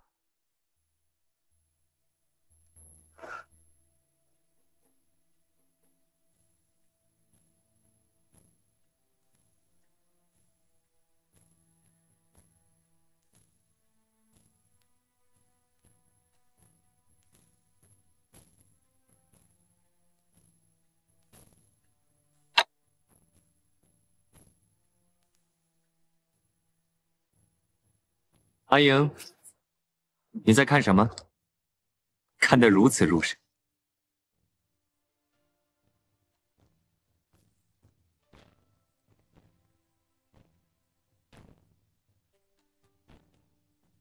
你快看看，我给你带什么过来了？我知道，上一次在常州，咱们的喜事被搅了局。我知道你也很难过，所以这一次，我就精心挑选了这么多喜服。你挑一件你喜欢的，咱们欢欢喜喜，拜堂成亲。刘成风，你知不知道你自己在做什么？我在准备和你拜堂成亲呢。你心里明明知道，我永远都不会嫁给你的。你我从小一起长大，我把你当作亲生兄长一般，在我心里，你就是我的哥哥。够了！你不要再拿这种话来搪塞我。你父亲从未把我当成亲生儿子，我也根本就不是你的哥哥，都是因为李逆。如果没有李逆的话，你早就嫁给我了，你也绝不会说出如此冷酷无情的话。有没有李逆，我都不会喜欢你的。父亲曾经不止一次的问我，想不想嫁给你？他觉得你我从小一起长大，你处处照顾我。阿爹在想，如果有一天他离开了这个人世间，留着我一个人会不会孤独？如果有你来照顾我，他或许可以放心。但是我告诉阿爹，我是不会嫁给你的，或者说那个时候，我也没有打算嫁给任何人。可是你却向皇帝上书，要从3个皇子当中选一个嫁。你骗我，你根本就不是不想嫁人，只是根本就不想嫁给我。我没有必要骗你。有一度我确实不想嫁人。世间女子如此苦，来这世上走一遭，如果没有人懂我知我，我为什么非要嫁人？我自己一个人快乐自由的活着，难道不好吗？我难道不懂你，不知你吗？你从前对我很尊重，也对我很好，但是那不是懂我，也不是知我。在遇到李逆之前，我觉得自己一个人挺好的，但是遇到李逆之后，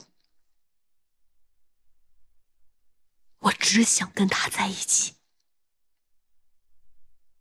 阿英，我喜欢你都喜欢成那样了，你为什么说这些话来伤害我？是不是因为我跟接触人结交，所以你才特别生气，才特别恨我？我只是想要活下去。如果我死了，你会记得我？你不会，你会马上把我给忘了，你会把我抛出脑后，你会嫁给李逆，让我过着幸福快乐的日子。你会永远忘了我的，你会永远忘了我的。所以我不能死，我不能死，我不能让你嫁给李逆，所以我才去找了金硕人。公子，这也许是我最后一次再叫你公子了，因为从前那个爱护我、让我尊敬的兄长，他已经死了，他死了。他死在那条河里了。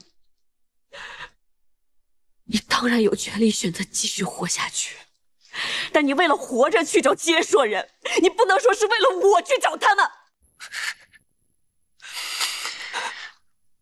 说来说去，如今这一切，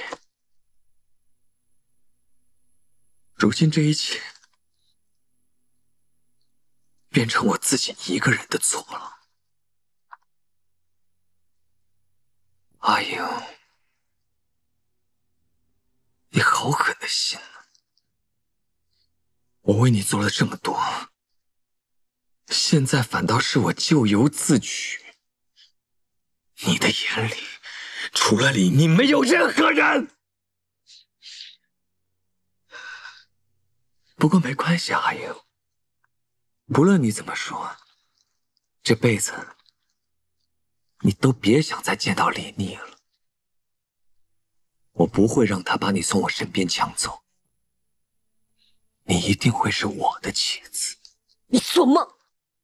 我是绝对不会嫁给你的。不止李逆，还有我阿爹，他们都会来救我的。你是逃不掉的。崔家军有无数重骑，你也曾经亲眼目睹过崔家军的重骑是如何冲锋的。我阿爹会亲自纵着马过来，打碎你的骨头。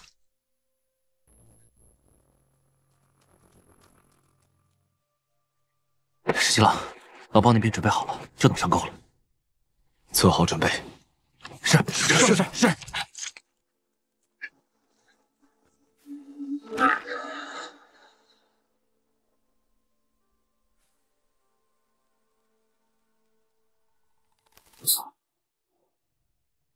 公子，有骑来报，100余里外有重骑行军的痕迹，大将军应该是带着重骑逼近了。若是大将军带着重骑到了，我们在别院的这些布置就形同虚设，而且那些重骑连马都着甲，我们的机关对他们毫无用处。最迟明日午时他们就到了。公子，你先带人翻越山岭的小路，先退回接硕之地吧。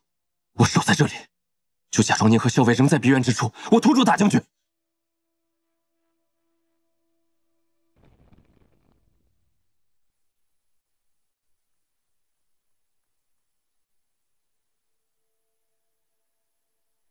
公子，校尉都已经安顿好了，无论路途如何颠簸，校尉都不会醒过来。这一别，不知道还能不能再见面了。能陪伴在公子左右多年，是阿叔的福分。别那么傻，若是大将军真的冲进来，你就说是我逼你这么做的。你一定要保住自己的性命，脱身之后再来找我。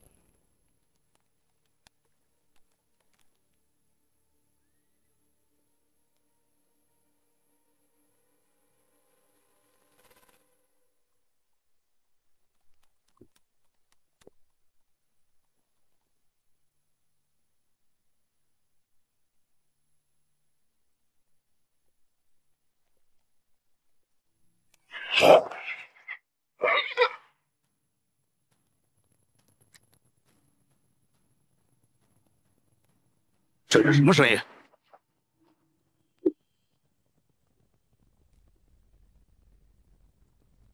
是崔家军的重骑在冲锋。什么样的重骑，竟然大地都震动？那是崔家军能号称定胜军的底牌，没有什么可以阻挡得了崔家军的重骑。不论是什么人，不论是什么阵法，在崔家军的重骑面前，都会被踏平的。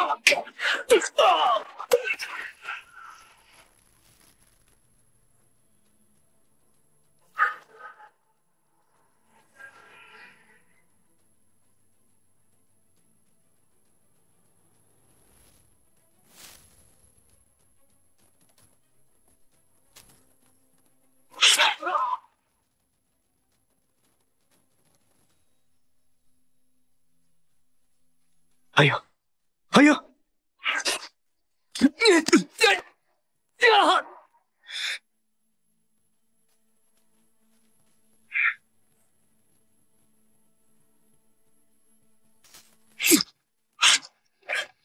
快走！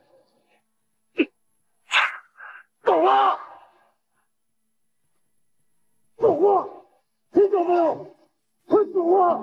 快走！这小柳子还有用，带他一起走。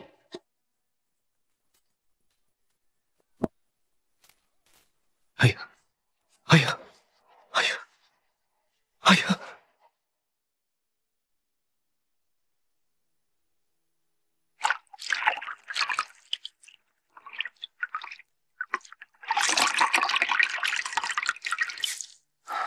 阿英啊，以后可不能再这样了。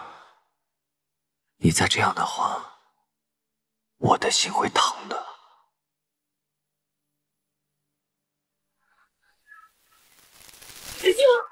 我走，我走。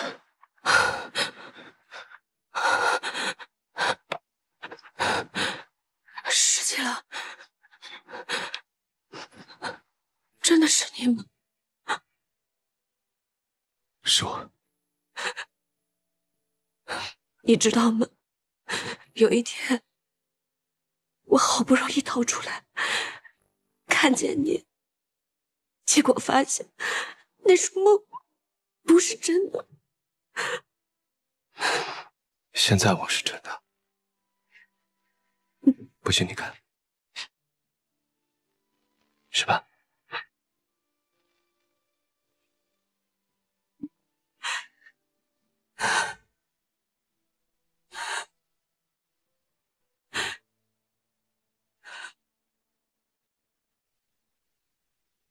我们把这个方圆100里啊，能找到的牛，通通都给拉过来了，在这个牛肚子上啊绑上树皮。你们不知道啊，这牛冲起来的时候啊，地动山摇，那别院里的人啊，一看还真以为是崔家军的重骑，吓得一个个啊都大喊：“地胜军的重骑来了！”那场面真是壮观带劲儿。那你这伤是怎么回事？哎呀，你就甭提了啊！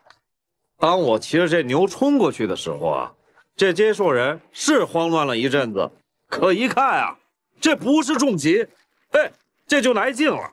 这打着打着呀，我就看着这个阿树要跑，我就去追，这一不小心，这不就受伤了吗？你就吹吧你，你那叫受了点伤吗？我跟你们说啊，鲍大哥这回伤的可重了，你这以后1年半载的可不许跟人动武了，否则你内脏破损了，到时候大佬沈剑都救不了了。哎，这不让我打架，可比那个不让我喝酒更难。哎，那酒也是不能喝的，你就只能吃点花生米。对，多吃点花生米，多吃点花生米。我说耳朵，你赶紧把人家桃子姑娘娶回家吧，免得她这一天管东管西的，我可受不了。哎，就是。哎，你这就说的不对了，这怎么桃子姑娘嫁给耳朵了，就不能管东管西了？哎，不是，对你没明白鲍大哥那意思。桃子姑娘嫁给耳朵之后啊，那天天就是管耳朵了，没工夫管咱们呀。是啊，桃子姑娘仗义，到时候就算嫁人了，我们受伤了，能不管咱吗？别！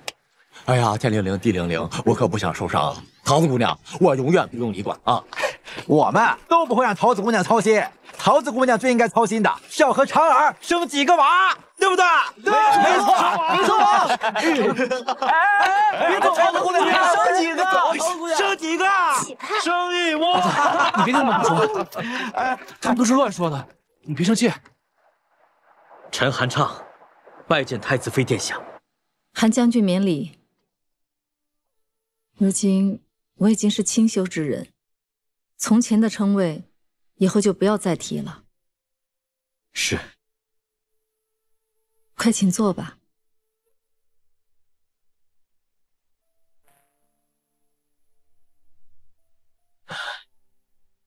太孙殿下一切皆好，听说臣要来见你，十分欢喜，只盼着有一天能亲自来拜见你。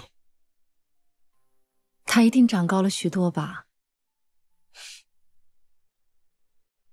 京中形势复杂，不然就悄悄带他来见你了。秦王曾答应过我，一定会辅佐太孙，继承大统。如今您仍然觉得秦王可信吗？我仍觉得他可信。秦王可信，信王与齐王却野心勃勃。信王居长，齐王嫡次，秦王偏又功高勋重，急招忌惮。信王是个薄情寡义之人，这个人冲动易怒，行事狠毒，却又不太聪明。从他杀害结发妻子之事便可看出，我只希望他这一辈子都被关着。是，臣会联络朝中忠于太子的旧臣，不会让信王轻易被放出来。至于齐王，他虽然极力掩饰，但也能看出来，他对储君之位垂涎三尺。这个人只有小聪明，而无大智慧，他迟早会露出马脚，到时候我们就对他一击而中。是。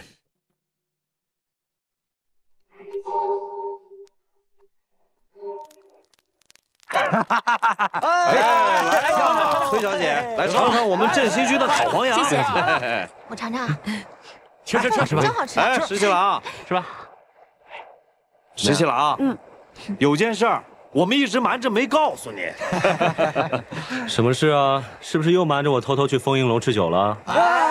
不是，之前啊，我不是找你要过几次银子吗？说是去丰英楼吃酒，其实不是，我们把钱啊都花在别的地方了。包哥，你别这么说，你这么一说，跟俺们把钱花到什么见不得人的地方似的。哎，花钱还能花到见不得人的地方，那是什么地方啊？哎，那丰月楼的桃子，你赶紧吃羊肉啊！对，吃羊肉，吃羊肉。哎，是啊，知道。我们啊，花钱救了个人。对，我们救了个人，哎，不对，我们救了2个人。对，两个人。对，救了秦娘子和她的女儿小喜儿。这世道不好，一直打仗。秦娘子的丈夫借了黄庄的粮还不上，这活活被打死了。哟，那秦娘子是卖艺都没还清欠债呀。班主要逼她做暗娼，还要卖了她的女儿小喜儿。小喜儿才4岁，能忍吗？不能忍。我们一商量，就凑钱给秦娘子赎了身。我们把秦娘子啊，就安排在我赵二哥老家的乡下，还搭了3间茅草屋，就在宜州巨县旁乡3里冲赵家村。3里冲可是个好地方，有山有河。哎，那河里还有好多小鸭子，小鸭子，对呀，它就能下蛋。哎，那小鸭子又能孵小鸭子。石七郎，到时候咱们就一起啊，跟你回楼兰观。对，都回楼兰观，都去3里冲。石七郎，我们都商量好了，等以后老了不打仗了，我们呀都从楼兰观回3里冲。你要是闲了，就来看我们吧。来看我们。石七郎，你吹的牛，我们帮你圆了。16亩良田，4头上等黄牛，我们帮你准备好，都准备好了。既然如此，那就好，一言为定。一言为定。老哥水18万，1万就是那银松川，银松川的月。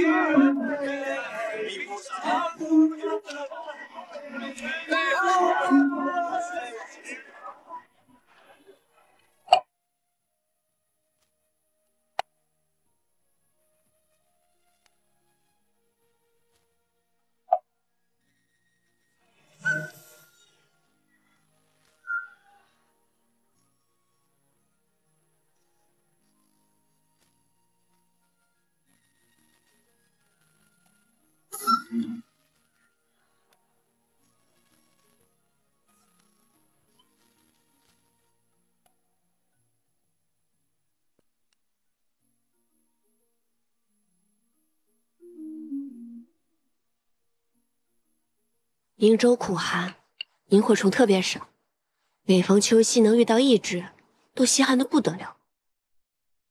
可是偏偏在我出生那晚，从窗外飞进来1只萤火虫，就停在我的襁褓边上，一闪一闪，莹莹发亮。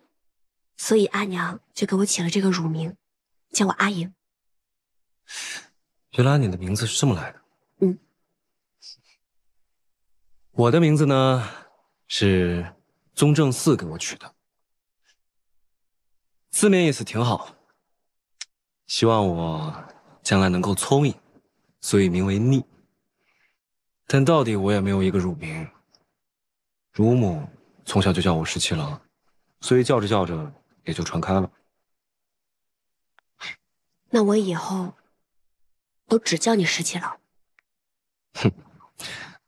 你口口声声叫我秦王殿下的时候，都不知道有多气人。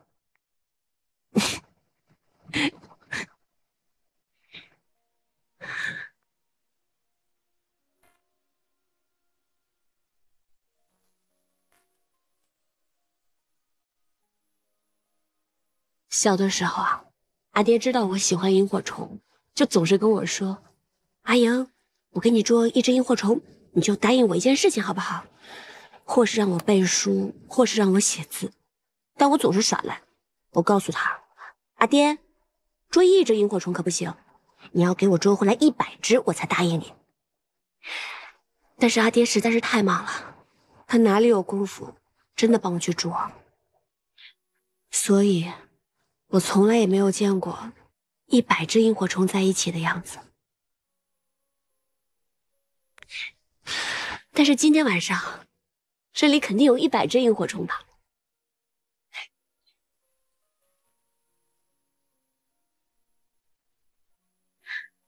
伸手。嗯。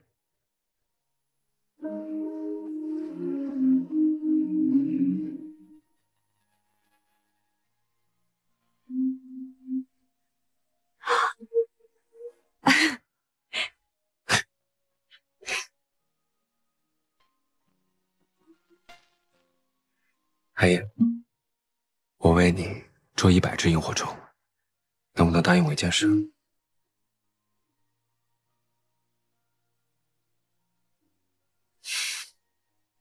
我不会答应的。就算你捉1000只、10000只萤火虫给我，我都不会答应。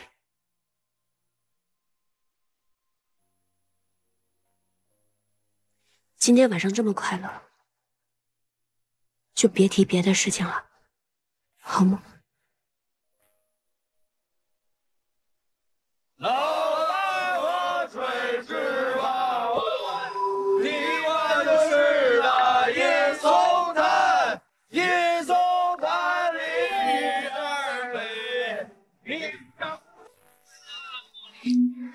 摇篮河水18弯。这首歌真好听。是啊。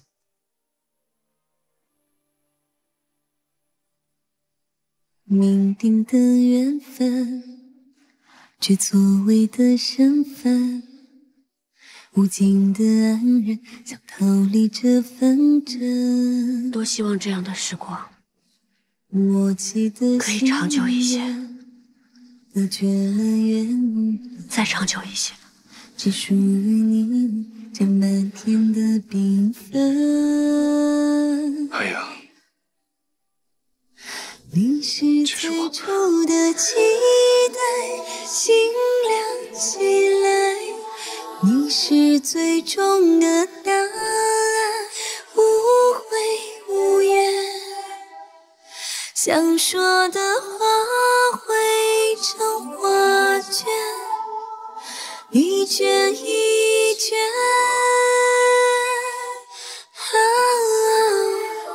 你是唯一的誓言，心照不宣。你是很久的思念，始终不变。为你愿放弃这世界，此生无憾。荆棘军行，积极军行。接硕攻破了白水关，白水关是哪儿？陛下，白水关是连州的紧要之地，是我朝至北最要紧的门户。白水关之后是燕州、涿州，无险可守，只能据盲河抗敌。接硕的铁骑甚至可以直入朔州腹地了。陛下，这白水关是如何失守的？那可是据守接硕的重要关隘啊！平凉大将军崔乙本该有重兵在那儿驻守。据急报，白水关的守将就是被崔乙的养子柳成风劝降，投降了接硕。白水关以南的城池烽烟处处，被接硕的铁骑蹂躏践踏。更详细的军报还要再过几日才能传入朝中啊！臣听闻早先几日，那崔乙亲自领兵离开洛阳，一路向北。崔乙此举意欲何为啊？既然破白水关的是他的养子，那崔乙倘若早就跟接硕勾结，那现在恐怕山河危殆呀！秦王呢？用不着他的时候，成天惦记着打仗。现在他到哪儿去了？啊！这个逆子，他就是想气死这里。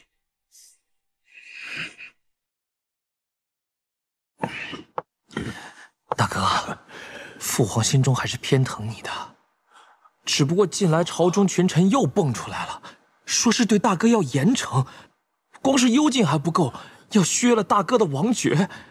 父皇一听也不乐意，但是也不好公然回复大哥。这都是李逆在从中作梗。对了，大哥，父皇这回是真的恼了李逆了，今日还破口大骂了，说李逆不奉旨就出京也就罢了，在回京的路上还特意跑到大哥的黄州去抢了大哥的粮仓，分给了那些佃户。欺人太甚！他就是跟我作对，就是想消了我的颜面。他趁着我被幽禁的时候，他连我的庄子都敢抢。父皇说他本来还指望着李逆去打接硕的，但崔乙一再上书，说他就在朔州附近，结果父皇一转念说就让崔乙去打吧，还说等齐王回来了就让他去收复洛阳。说来说去就是他手握镇西军，他能打仗罢了。没办法呀，谁让镇西军都只听他李逆的呢？那是我们国朝的镇西军，又不是他李逆的。以前那是战时危局，没有人管这些。现在天下太平了，他凭什么手握镇西军呢？那他岂不是想干什么就干什么了吗？是啊，大哥，朝中群臣也多有诟病，父皇也是嘀咕了好几次，但是也削不了他的兵权呐。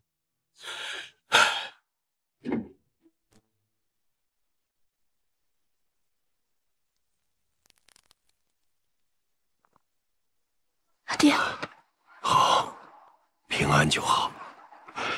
让阿爹看看，还好还好，只是受了些，没受伤。阿爹也瘦了，还憔悴了，肯定是日夜行军，还担心我。接到桃子飞鸽传书，说秦王已经把你救了出来。说实话，那一夜，阿爹才敢闭上眼睛睡着。这一路上，阿爹真是心急如焚，让阿爹担心了。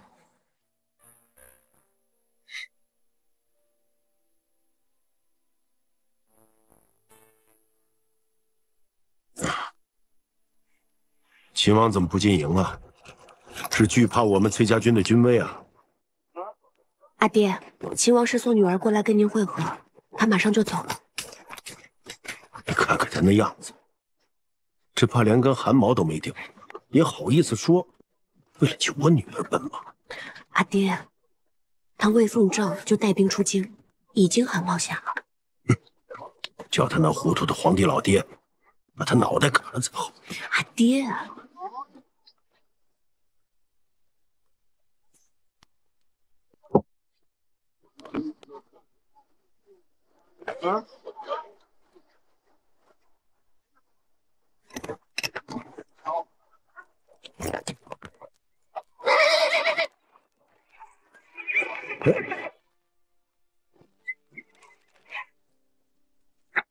他真的就这么走了？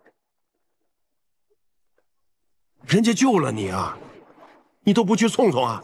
阿爹，您刚才还说呢，让人家糊涂老爹把他脑袋砍了才好。那是一码事归一码事啊，人家还救了你的命，你怎么不去送送啊？算了，没什么好送的。我就说，哎呀，他们李家个个都是糊涂蛋。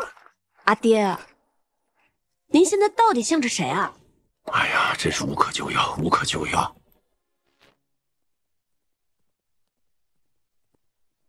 报！大将军，接受破白水关了。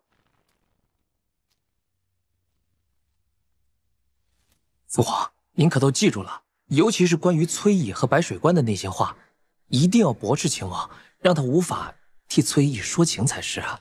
放心吧，就这么2句话，朕还是能记住的。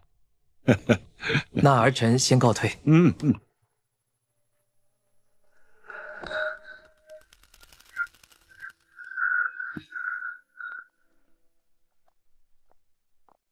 殿下到了。儿臣拜见父皇。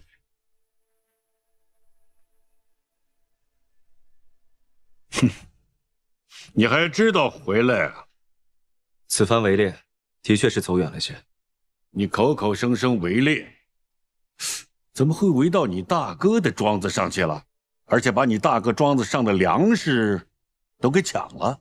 儿臣正想问父皇，为何在朝中与百官言道，想要解除信王的禁足，这才幽禁没有多久便要放出来，如此徇私枉法，天下如何看待？别在这指手画脚，跟那些文官一个腔调，口口声声徇私枉法，到底我是皇帝还是你是皇帝呀？父皇不应该说这种话。别在这里教训朕。儿臣不敢。不敢？你敢的事可多了。哼！崔乙带兵离开了东都，听说他女儿刚刚回到了洛阳，带着不多的人留守。你既然回来了，就领着镇西军去收复洛阳吧。父皇，崔乙在北上迎击接受，父皇却命我去攻洛阳。若崔乙知道后方如此，父皇难道就不怕动摇他的军心吗？洛阳是朝廷的东都，崔乙厚颜无耻，占据已久，难道不应该攻其不备，趁机收复吗？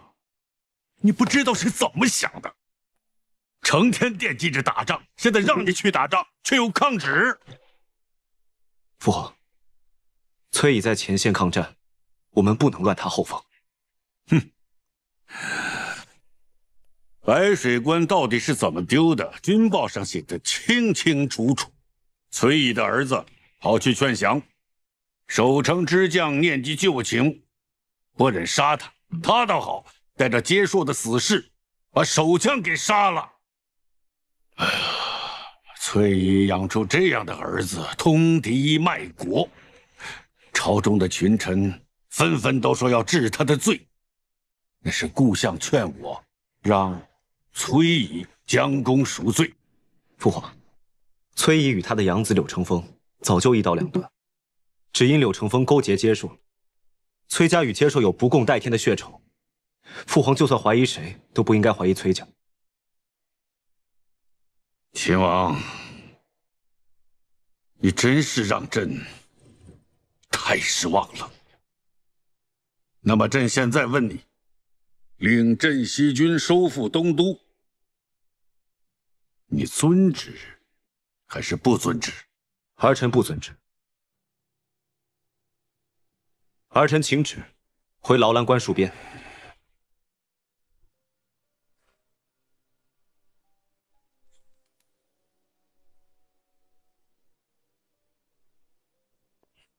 镇西军暂交齐王代管，你就先回府，好好闭门思过去吧。是，儿臣告退。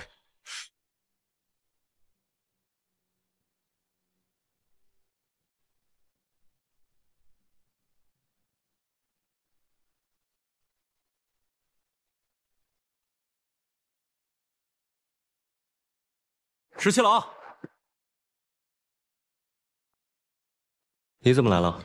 哎呀，别提了，今天在朝中，陛下将镇西军交给齐王代管，齐王命我和父亲即刻出京，父亲前往灵州，我前往毕州。齐王所为是谋划已久。那日父皇想命我收复东都，言辞厉害。父皇说不出来那样的话，想必也是齐王叫他这么说的。他这么做，就是想将你身边的人一一调开，然后分化我们镇西军。我在这京中十分不快。自10几岁去了劳兰关，咱们就在一起。你也明白我心里，却在京都王府一点意思都没有，而皇宫更是没有意思。可是十七郎，咱们都回不去劳兰关了。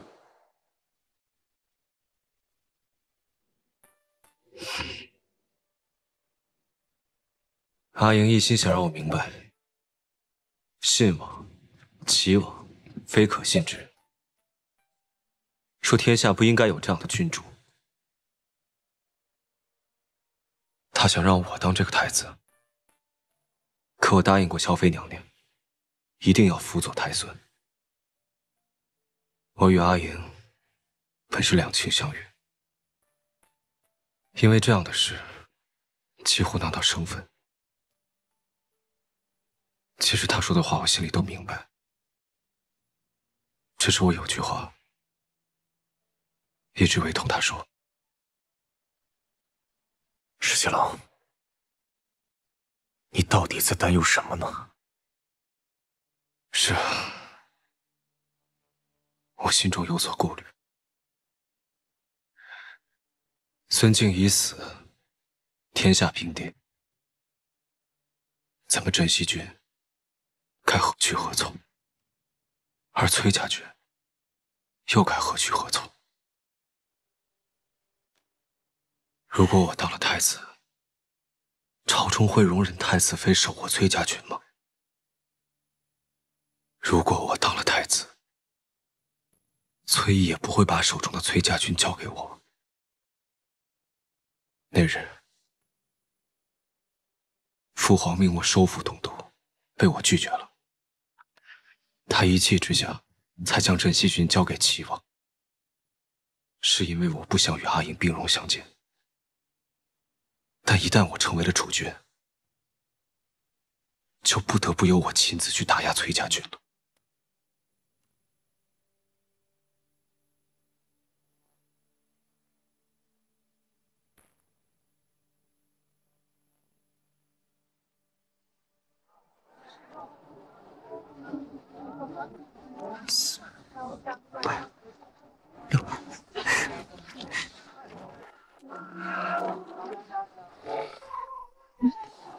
人呢？桃子，你吓死我了你！那，给你。什么呀？这么多银钱？这都是我平日攒下来的，上一次匆匆忙忙就忘记给你了。这么多银钱给我干嘛？你先替我拿着，等将来干嘛要我替你拿着？将来？什么将来？听不懂。哎，桃子，你上回不都已经答应我了吗？这傻子，我逗你的呀，这么容易就上当，吓死我！好啦，这些银钱呢，我替你好好收着。以后啊，我的饷银也跟它放在一起，说不定之后我们可以买几亩田，或者这个铺子也好啊。好，你说什么就是什么。以后你可得当心啊，不能这么容易就被人骗了啊。好，那我们走吧，我带你逛逛西长京。走吧。哎，桃子啊，这边热闹。石七郎，石七郎，快起来，快起来！哎，起来啊！醒醒，醒醒，石七郎。怎么了？告诉你个好消息，崔小姐来了。什么？崔小姐到西长京来了，桃子也来了，耳朵现在去见桃子了。听说啊，崔小姐这次来是特意要入宫觐见陛下。觐见陛下？是啊，桃子姑娘说的。她说呀，这次崔小姐来是带崔大将军来觐见陛下的，所以说啊，希望能在大朝之日上殿面圣。哎呀，他这是想气死我！哎呀，石七郎，你这就不对了。虽说是觐见陛下，但八成还是想见见你。你这么说，不是伤人心吗？你不懂，我不懂，那你教教我，说来听听。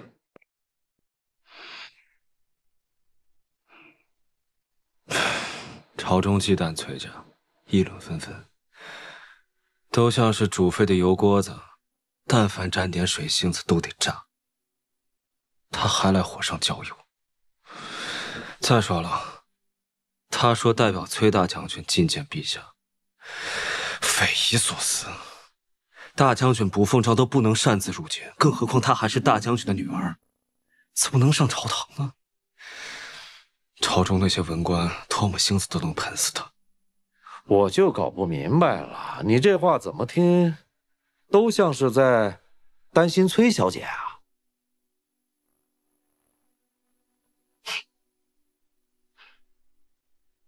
他主意大着呢，我为什么要担心他？那人家都来了，要不要先去见见他？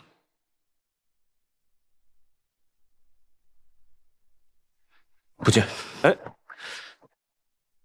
真的不见？行，不去，不去，真不去。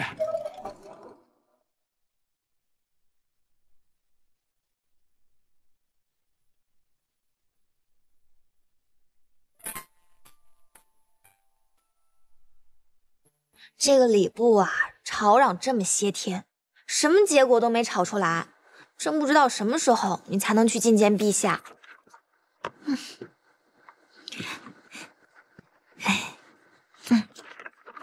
小姐，你想不想去见秦王？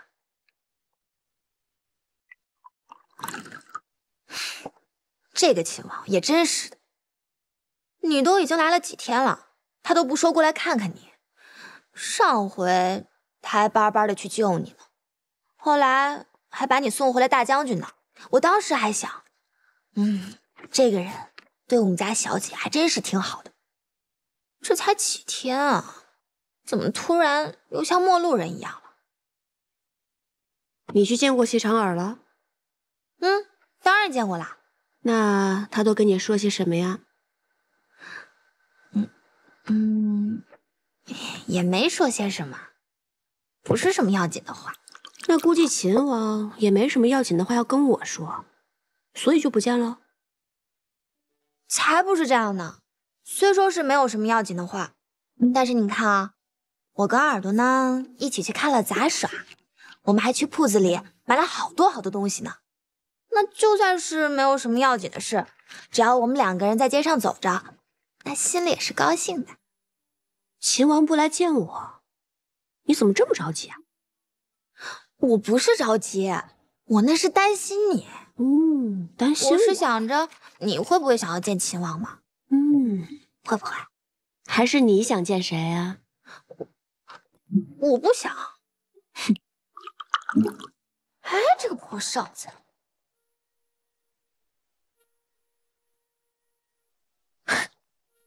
桃子，这么久才来，慢死了。今天十七郎在丰英楼请大伙喝酒，我听到哨子就赶过来了，但是太远，所以才晚。你说秦王在丰英楼请你们喝酒？是啊。那他有没有说要来见我们家小姐啊？没有。哎，这个人怎么回事？他有功夫请你们喝酒，那说明他不忙嘛。他不忙，为什么不来见我们家小姐？这个老鲍也问他，但十七郎那会儿就跟没听到似的。这2个冤家，怎么又闹上别扭了？是啊，你看上次救完崔小姐以后，他们俩回来路上感觉还挺好的，一路上既没有吵架，也没有打架，感觉客客气气的。你个傻东西，知道什么呀？这既不吵架，也不打架，那才麻烦呢。不行，咱们得好好想个法子。你想什么法子？既然他不肯去找他，他也不肯去找他，那这2个人当中，必须得先有一个人迈出第一步。不是什么他呀他的，我都听糊涂了。哎，有了，咱们买干果去。啊？啊什么？走，买干果去。哎呀，走了走了走了，快点！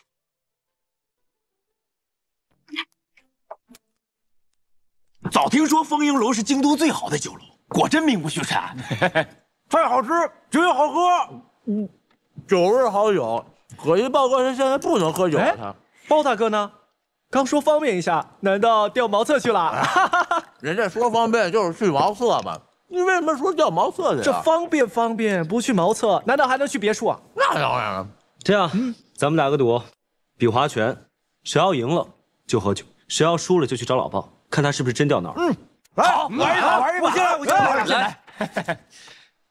兄弟好啊，三星照啊，五魁首啊，六六顺啊，五魁首啊，七个手啊，四是财啊，兄弟好啊，六六顺啊，五魁首啊，八匹马啊！哎，我赢了。十七郎，你猜隔壁眼前是谁呀？啊，我来，再来，是我猜。兄弟好呀，七魁首啊，你就不想知道吗？啊，三星照啊，大哥输了。哎，十七郎，你就不想去看看？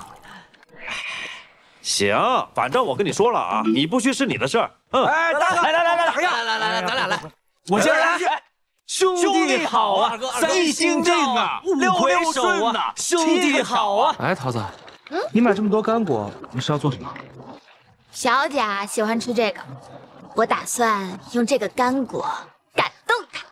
哎，老鲍，桃子可是千叮咛万嘱咐，你这1年半载不能喝酒，放下。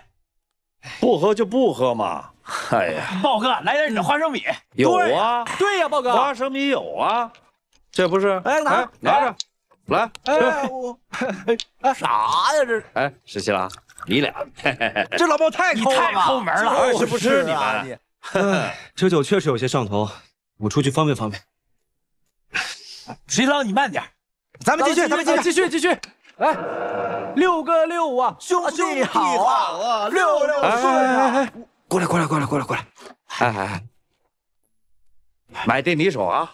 咱们就赌，十七郎去还是不去啊？下注吧！我觉得呀，他肯定去。好，压10文，去10文啊！还有谁？我全压，他不去，他必须去。好，20文。20文不去，好，不去，一言为定，愿赌服输，愿赌服输。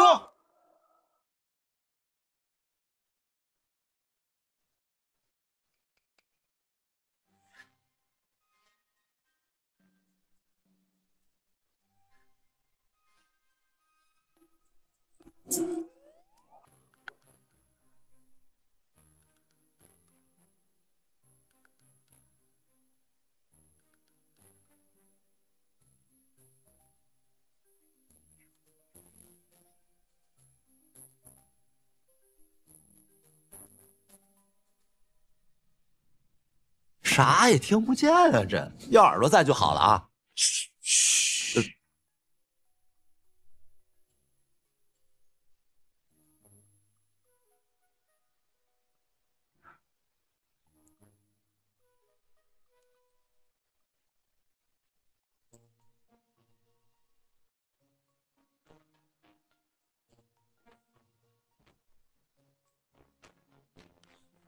小姐，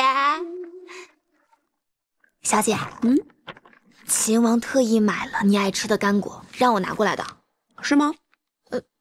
是啊，小姐，你可是不知道，这个干果要排很久的队才能买到的。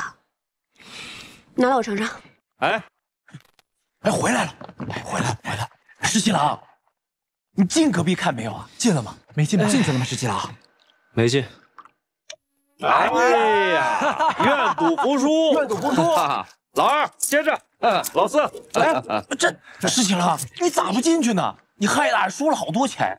这你就不知道了吧？石七郎是军中最好的斥候，他肯定发现啊，隔壁是两个抠脚大汉，发现不是隋小姐，所以就不上当。对，哎，是3个，3个。哎，我怎么看见是2个呢？他们点的酒水饭食，连筷子都是让茶博士上的2双。你怎么就发现是3个呢？还有一个在楼下，刚刚上来。他们都是贩苎麻的商人，刚从新州过来，身上的银钱有很多。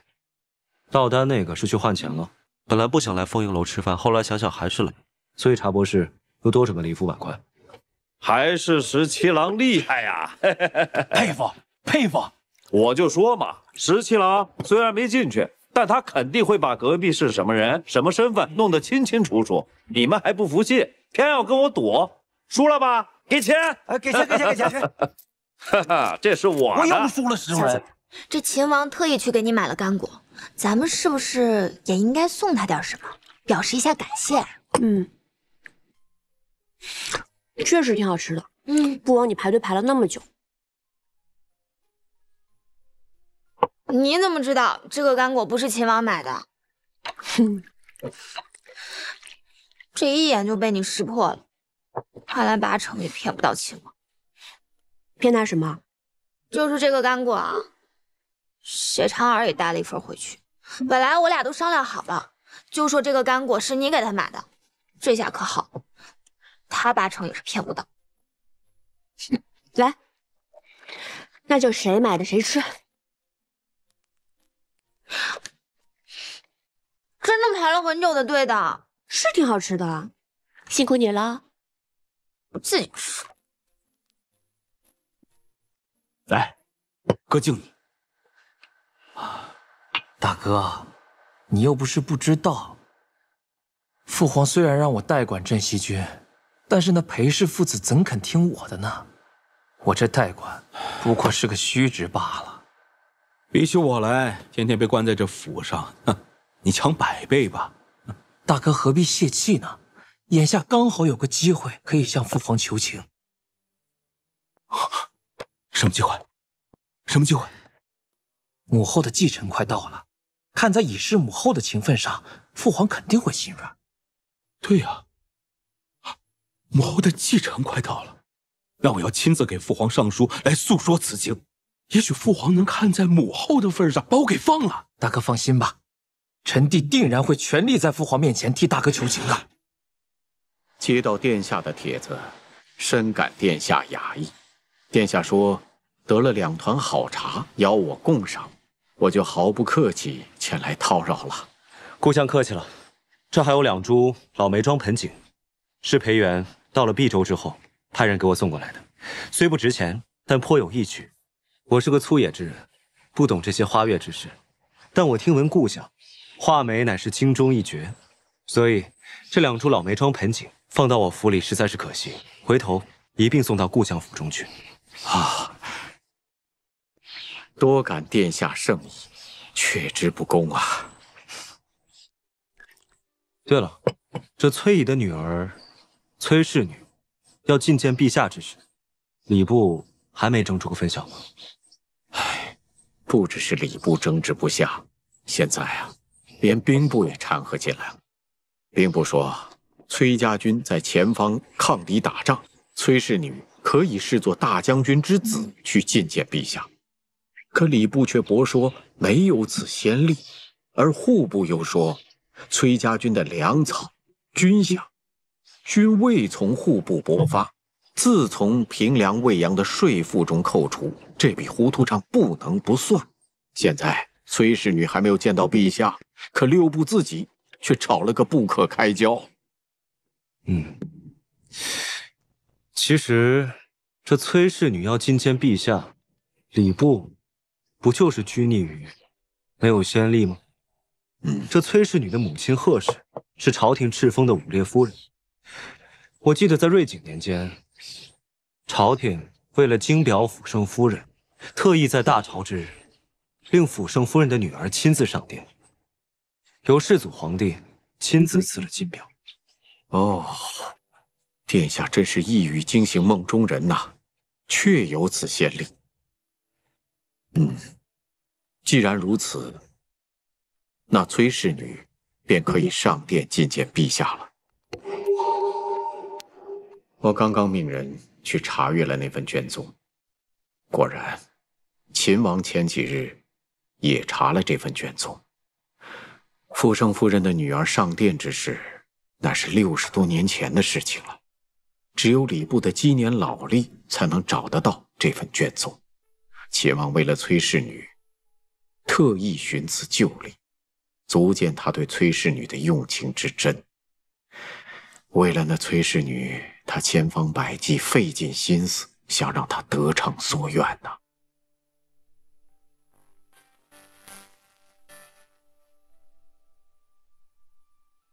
婉儿，你是个聪明的孩子。倘若你的对手是崔氏女，为父觉得你颇可一试。但若你的对手不是崔氏女，而是秦王对那崔氏女的一腔真情，那你觉得你还有几分胜算呢？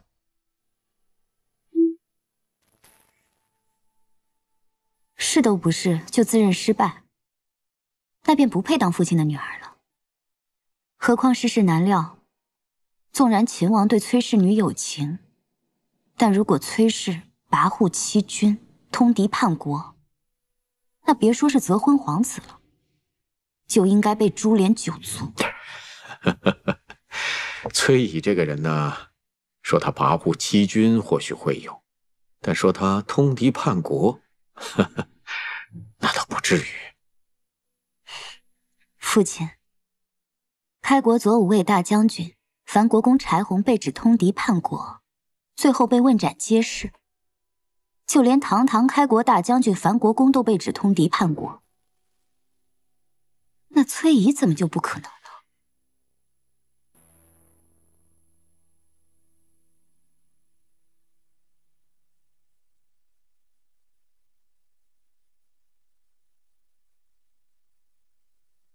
小姐，小姐，刚刚礼部派人来说，可以去觐见陛下了，就在3日之后，大潮之期。是吗？看来他们终于争论出了一个章程啊。反正礼部的人说是依照什么辅圣夫人之女先例，我也不懂什么意思。总之就是说，小姐可以去觐见陛下了。这还真比我想的快一些。不过我是听说是顾相亲自去了一趟礼部，翻找了大概60多年前的先例，所以礼部才这么快同意你去觐见的。60多年前的旧例呀，也难为他能找到了。看来顾相为了平息朝中争议，也真是辛苦用心了。哦，对了，小姐，我听耳朵跟我说，秦王前些日子也去了好几趟礼部，说是为了什么边关的事情去查了好几天的卷宗。哎呀，你也知道那些卷宗啊，都多少年没人碰过了，他们翻找了几天，弄得灰头土脸的。我看秦王这个人啊，真是挺没意思的。人家顾相都知道去为了我们翻找先例，他呢，只顾自己的事，对你也不闻不问的。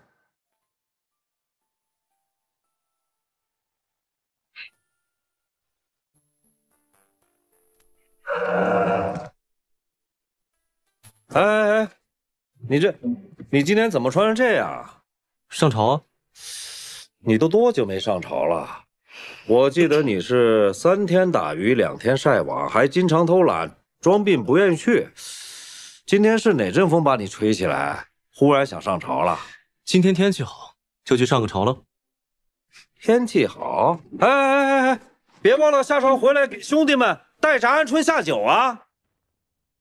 传平凉大将军、魏阳大将军、朔州道行军大总管、左威卫大将军崔乙之女崔琳上殿。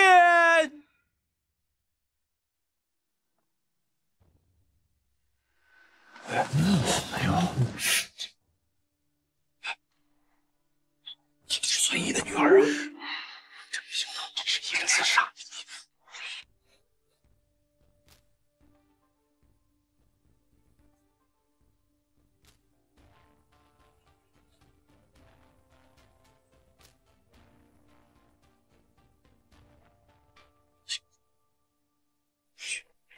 臣女崔琳参见陛下。免。谢陛下。既然你说你要代替你的父亲，非要上殿见朕，有什么事儿就说吧。崔琳代父觐见，是为东都洛阳。于孙敬叛乱之时，由崔家军暂为代管。如今天下平静，陛下欲急垂拱之志，故崔家军即刻退出洛阳，将东都洛阳归还于朝中。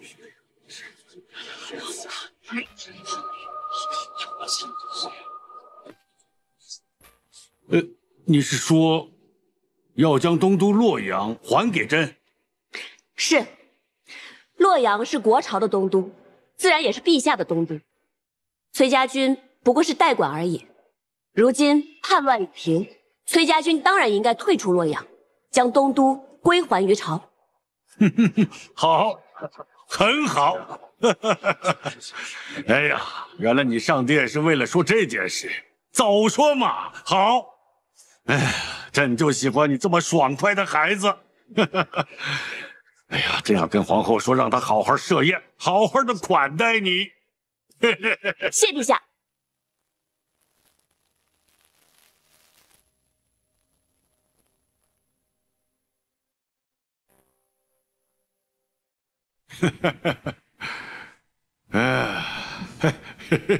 皇后啊，今天这个崔琳穿着盔甲走上大殿的时候，朕心里就在想，这个崔乙如此的无礼，他教出的女儿也不会好到哪儿去。可是没想到，崔琳一开口就说要将东都洛阳还给朝廷。恭喜陛下，不费一兵一卒，便收回了东都。吴国师说过了，朕是真龙天命，天命所归，当然是福运绵绵。适才陛下说要设宴款待崔小姐，不知要如何办得才好？办得热闹一些，多叫一些大家闺秀，啊，让这个崔琳看看，京中真正的大家闺秀都是什么样的，也好压一压她的气焰。是。崔家军如今在朔州作战，朝廷对其猜忌不断。崔琳呢，代父入朝，将东都洛阳还于朝廷，这步棋大开大合，果断干脆。这崔乙行事果然是老辣呀，不愧是沙场宿将。以婉娘对崔氏女的了解，倒觉得或许是崔琳向她的父亲建议，才会有今日此举。那这个崔琳倒是出乎我的意料。在父亲看来，朝中对于崔乙的猜忌，是完全打消了，还是暂时打消了？自然是暂时打消。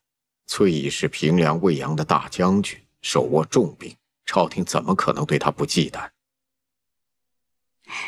适才父亲提到皇后要宴请崔小姐，会请京中闺秀作陪，婉娘是有资格做这个陪客的吧？那是自然。那就让婉娘好好见识见识这位代父觐见的崔小姐。你不是已经颇为了解她了吗？此一时彼一时也。以前她在军中，现在她在庙堂。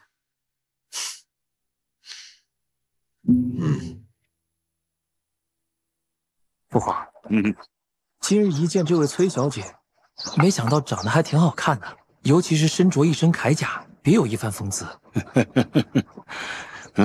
这几天啊，父皇一直在想啊，虽然这个崔宇把东都洛阳还给了朕，但是长此以往，难免他会动歪心思，所以啊，还是得好好的笼络他。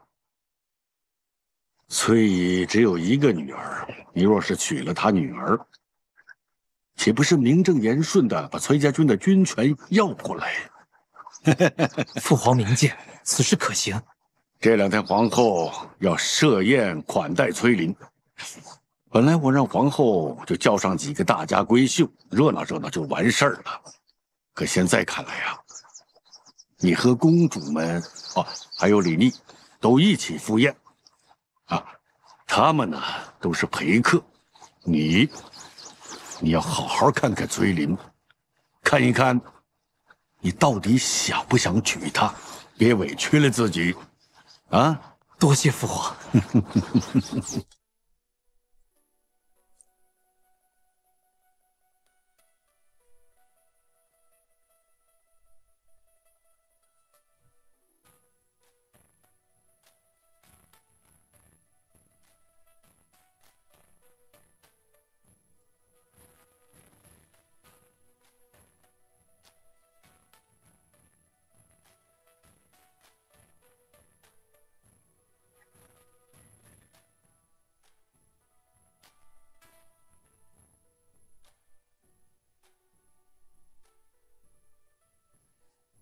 臣女崔林拜见皇后娘娘。免礼免礼。前日崔小姐着甲上殿，据说英气勃勃，不让须眉。我正想着今日大约能见着一位女将军，没想到今日崔小姐做闺阁女儿装扮，却又这般仪态万方，窈窕动人。皇后娘娘过誉了。不必拘束，快入座吧。谢娘娘。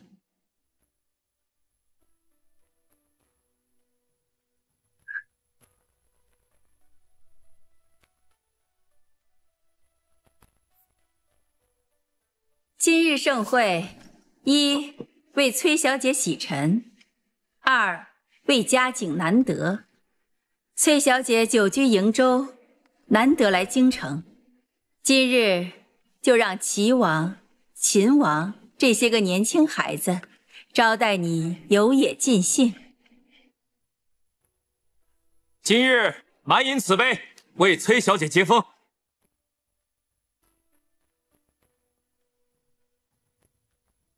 多谢皇后娘娘，多谢齐王殿下。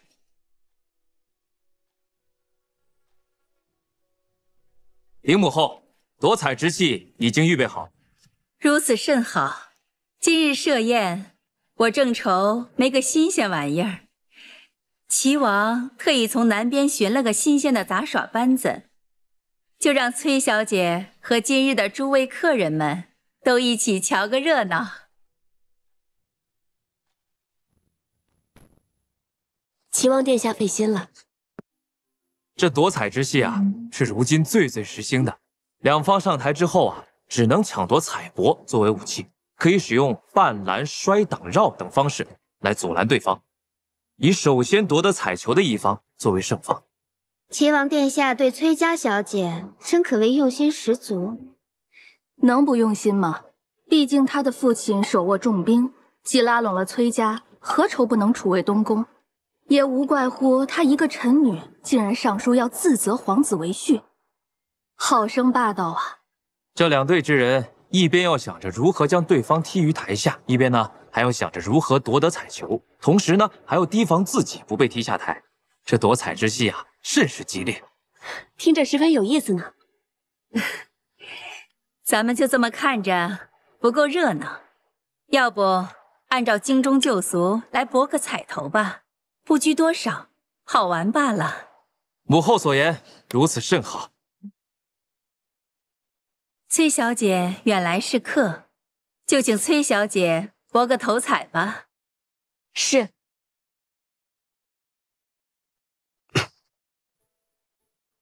崔小姐看好哪一队，便可以压哪一队，将彩头置于金盘之上，就是压彩了。一会儿由崔小姐将彩帛置于台上，便算是开彩。齐王殿下看好哪一队呢？我看红队的人机敏灵巧，定是能旗开得胜。那我就压殿下看好的这一队。我压红队胜，以这只金镯为彩头。秦王殿下可要下注？殿下，让婉娘大胆为殿下选一队吧。你想选哪一队？婉娘自然觉得蓝队可胜。行，那我就替顾小姐选蓝队胜。这玉鱼作为彩头。三弟豪阔呀，豪阔！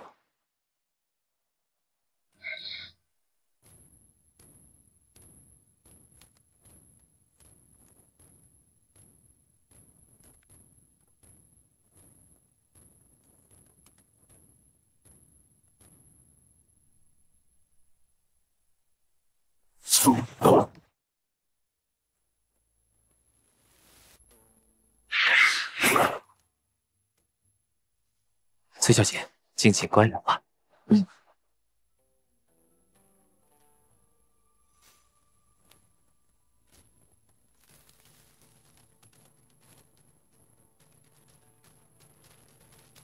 好，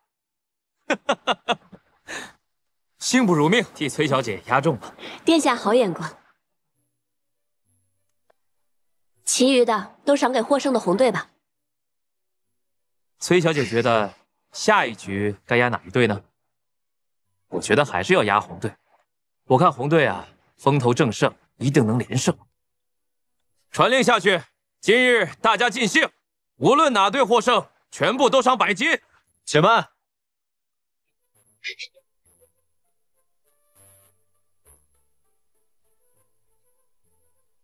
这次我要亲自上场。啊，二哥，平日里你不是最爱玩了吗？可愿意与我上场一试？这，齐王殿下，崔琳愿意上场，跟殿下搭档，为之一搏。有崔小姐相助，定能拿下此局。可是三弟啊，我们是2人，你却是1人，对你不公平啊！不如你从这杂耍班子里再挑1人作为搭档，如何？不必了，我以1敌2即可。秦王殿下，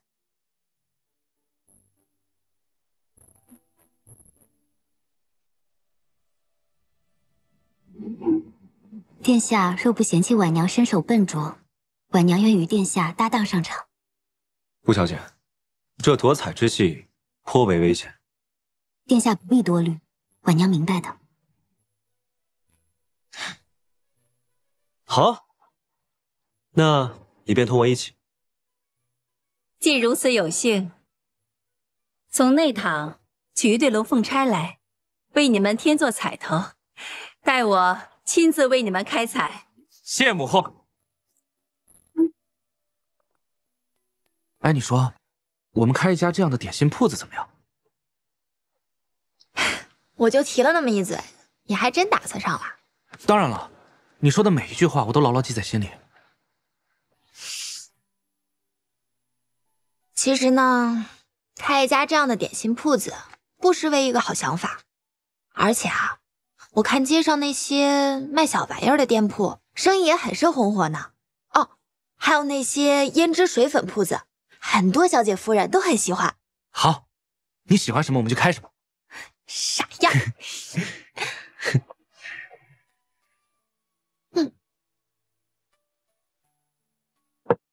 今天皇后设宴，你说这宴会到底怎么样了呀？也不知道秦王和小姐他们俩见上了没有？一定会见到的。十七郎那么喜欢崔小姐，他一定会好好的哄崔小姐的。希望他俩赶紧和好吧，要不然咱俩成日这么好的，他们要是再不和好，我可太内疚，真觉得对不起小姐。一定会的。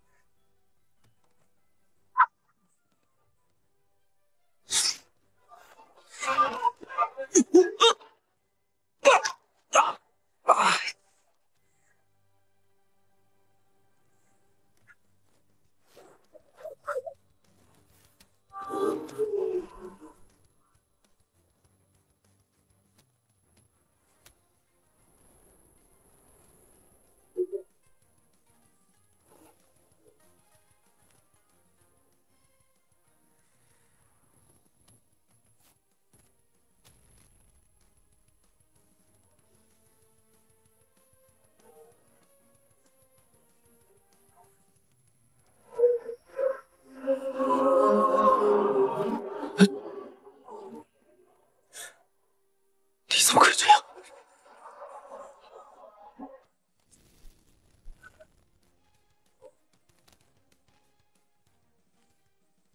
秦王殿下忘记了，崔某本就是这样的人。好，好，崔小姐，巾帼英雄。今日崔小姐真让我等大开眼界。崔小姐不愧是上过战场的人，如此夺彩之戏也精妙纷呈。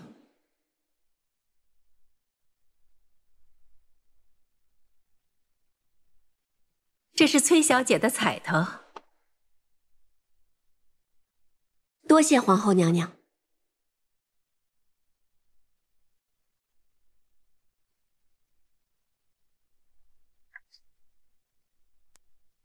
这对龙凤钗不愧是内省重工，细巧非常。皇后娘娘，您赠我的这对龙凤钗，我可以转赠给他人吗？既然是你的彩头，自然任你处置。谢娘娘。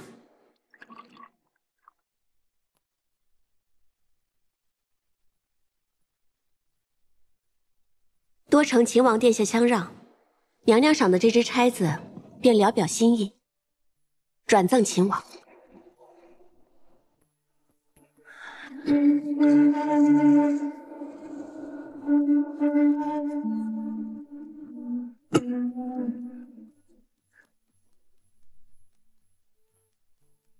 齐王殿下、秦王殿下皆是男子，而我也是素来征战沙场惯了，唯有顾小姐素处闺阁，今日却自告奋勇上台，虽然不慎受伤，却没有一声叫透。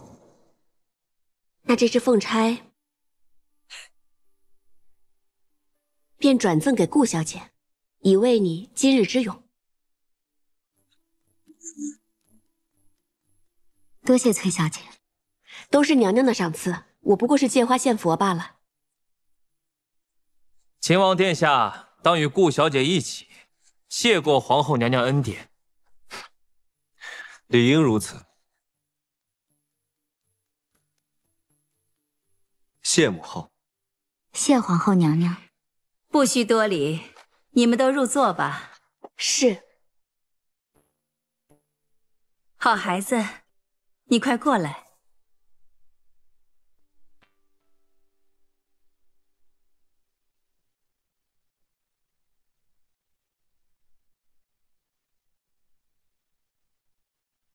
娘娘，生得这么娇颜秀美，偏又英气过人，最难得的是你这般大方周全。适才我得知顾婉娘受伤，本想待会儿赠她一对珍珠耳环抚慰一二，你却已经替我想到了。娘娘不怪我唐突才好。怎么会呢？刚才在台上，我看着你，就如同一只燕子一般，轻盈灵巧。秦王素日有勇猛无敌的名头，今日你却赢了他，可见呀，你确实比他还更胜一筹呢。皇后娘娘过誉了。饿了吧？啊，开宴吧。是。你快回去休息。谢娘娘。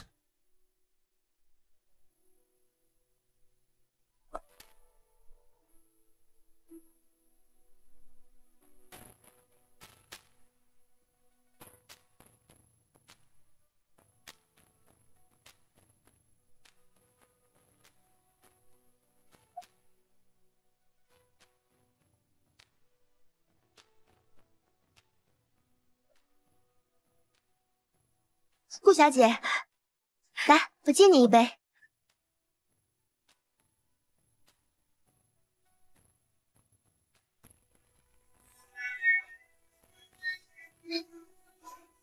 齐王殿下，齐王殿下。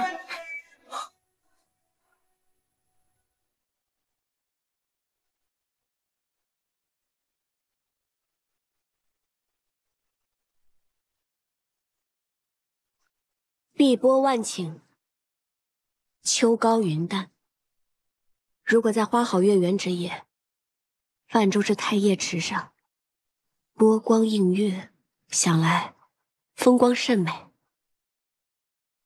春花秋月各有佳时，只是在崔小姐眼中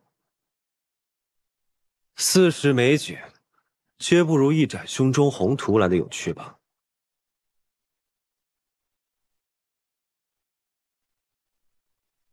你心中恼恨我？人各有志，我何必恨你？我看你是生气的样子。既然说了，自然是有些不悦。恐怕你不是生气输了钱，而是生气我为什么亲你。是啊，你怎能行如此轻薄之举？今日人多，若是被旁人看到，还了得？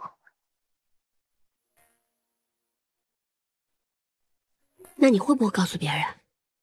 非君子所为，我自然不会告诉别人。谢谢你，我知道是你去礼部查阅了卷宗，找出从前成立，我才可以顺利入朝，去觐见陛下。你不必谢我，安抚大将军，为君分忧，本就是我该做的。秦王殿下一本正经的样子，崔某还真是自惭形秽呢。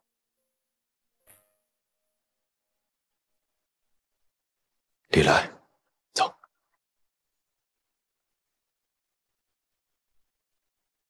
怪了，这内侍明明说是往太液池这边来的，怎么没瞧见人影？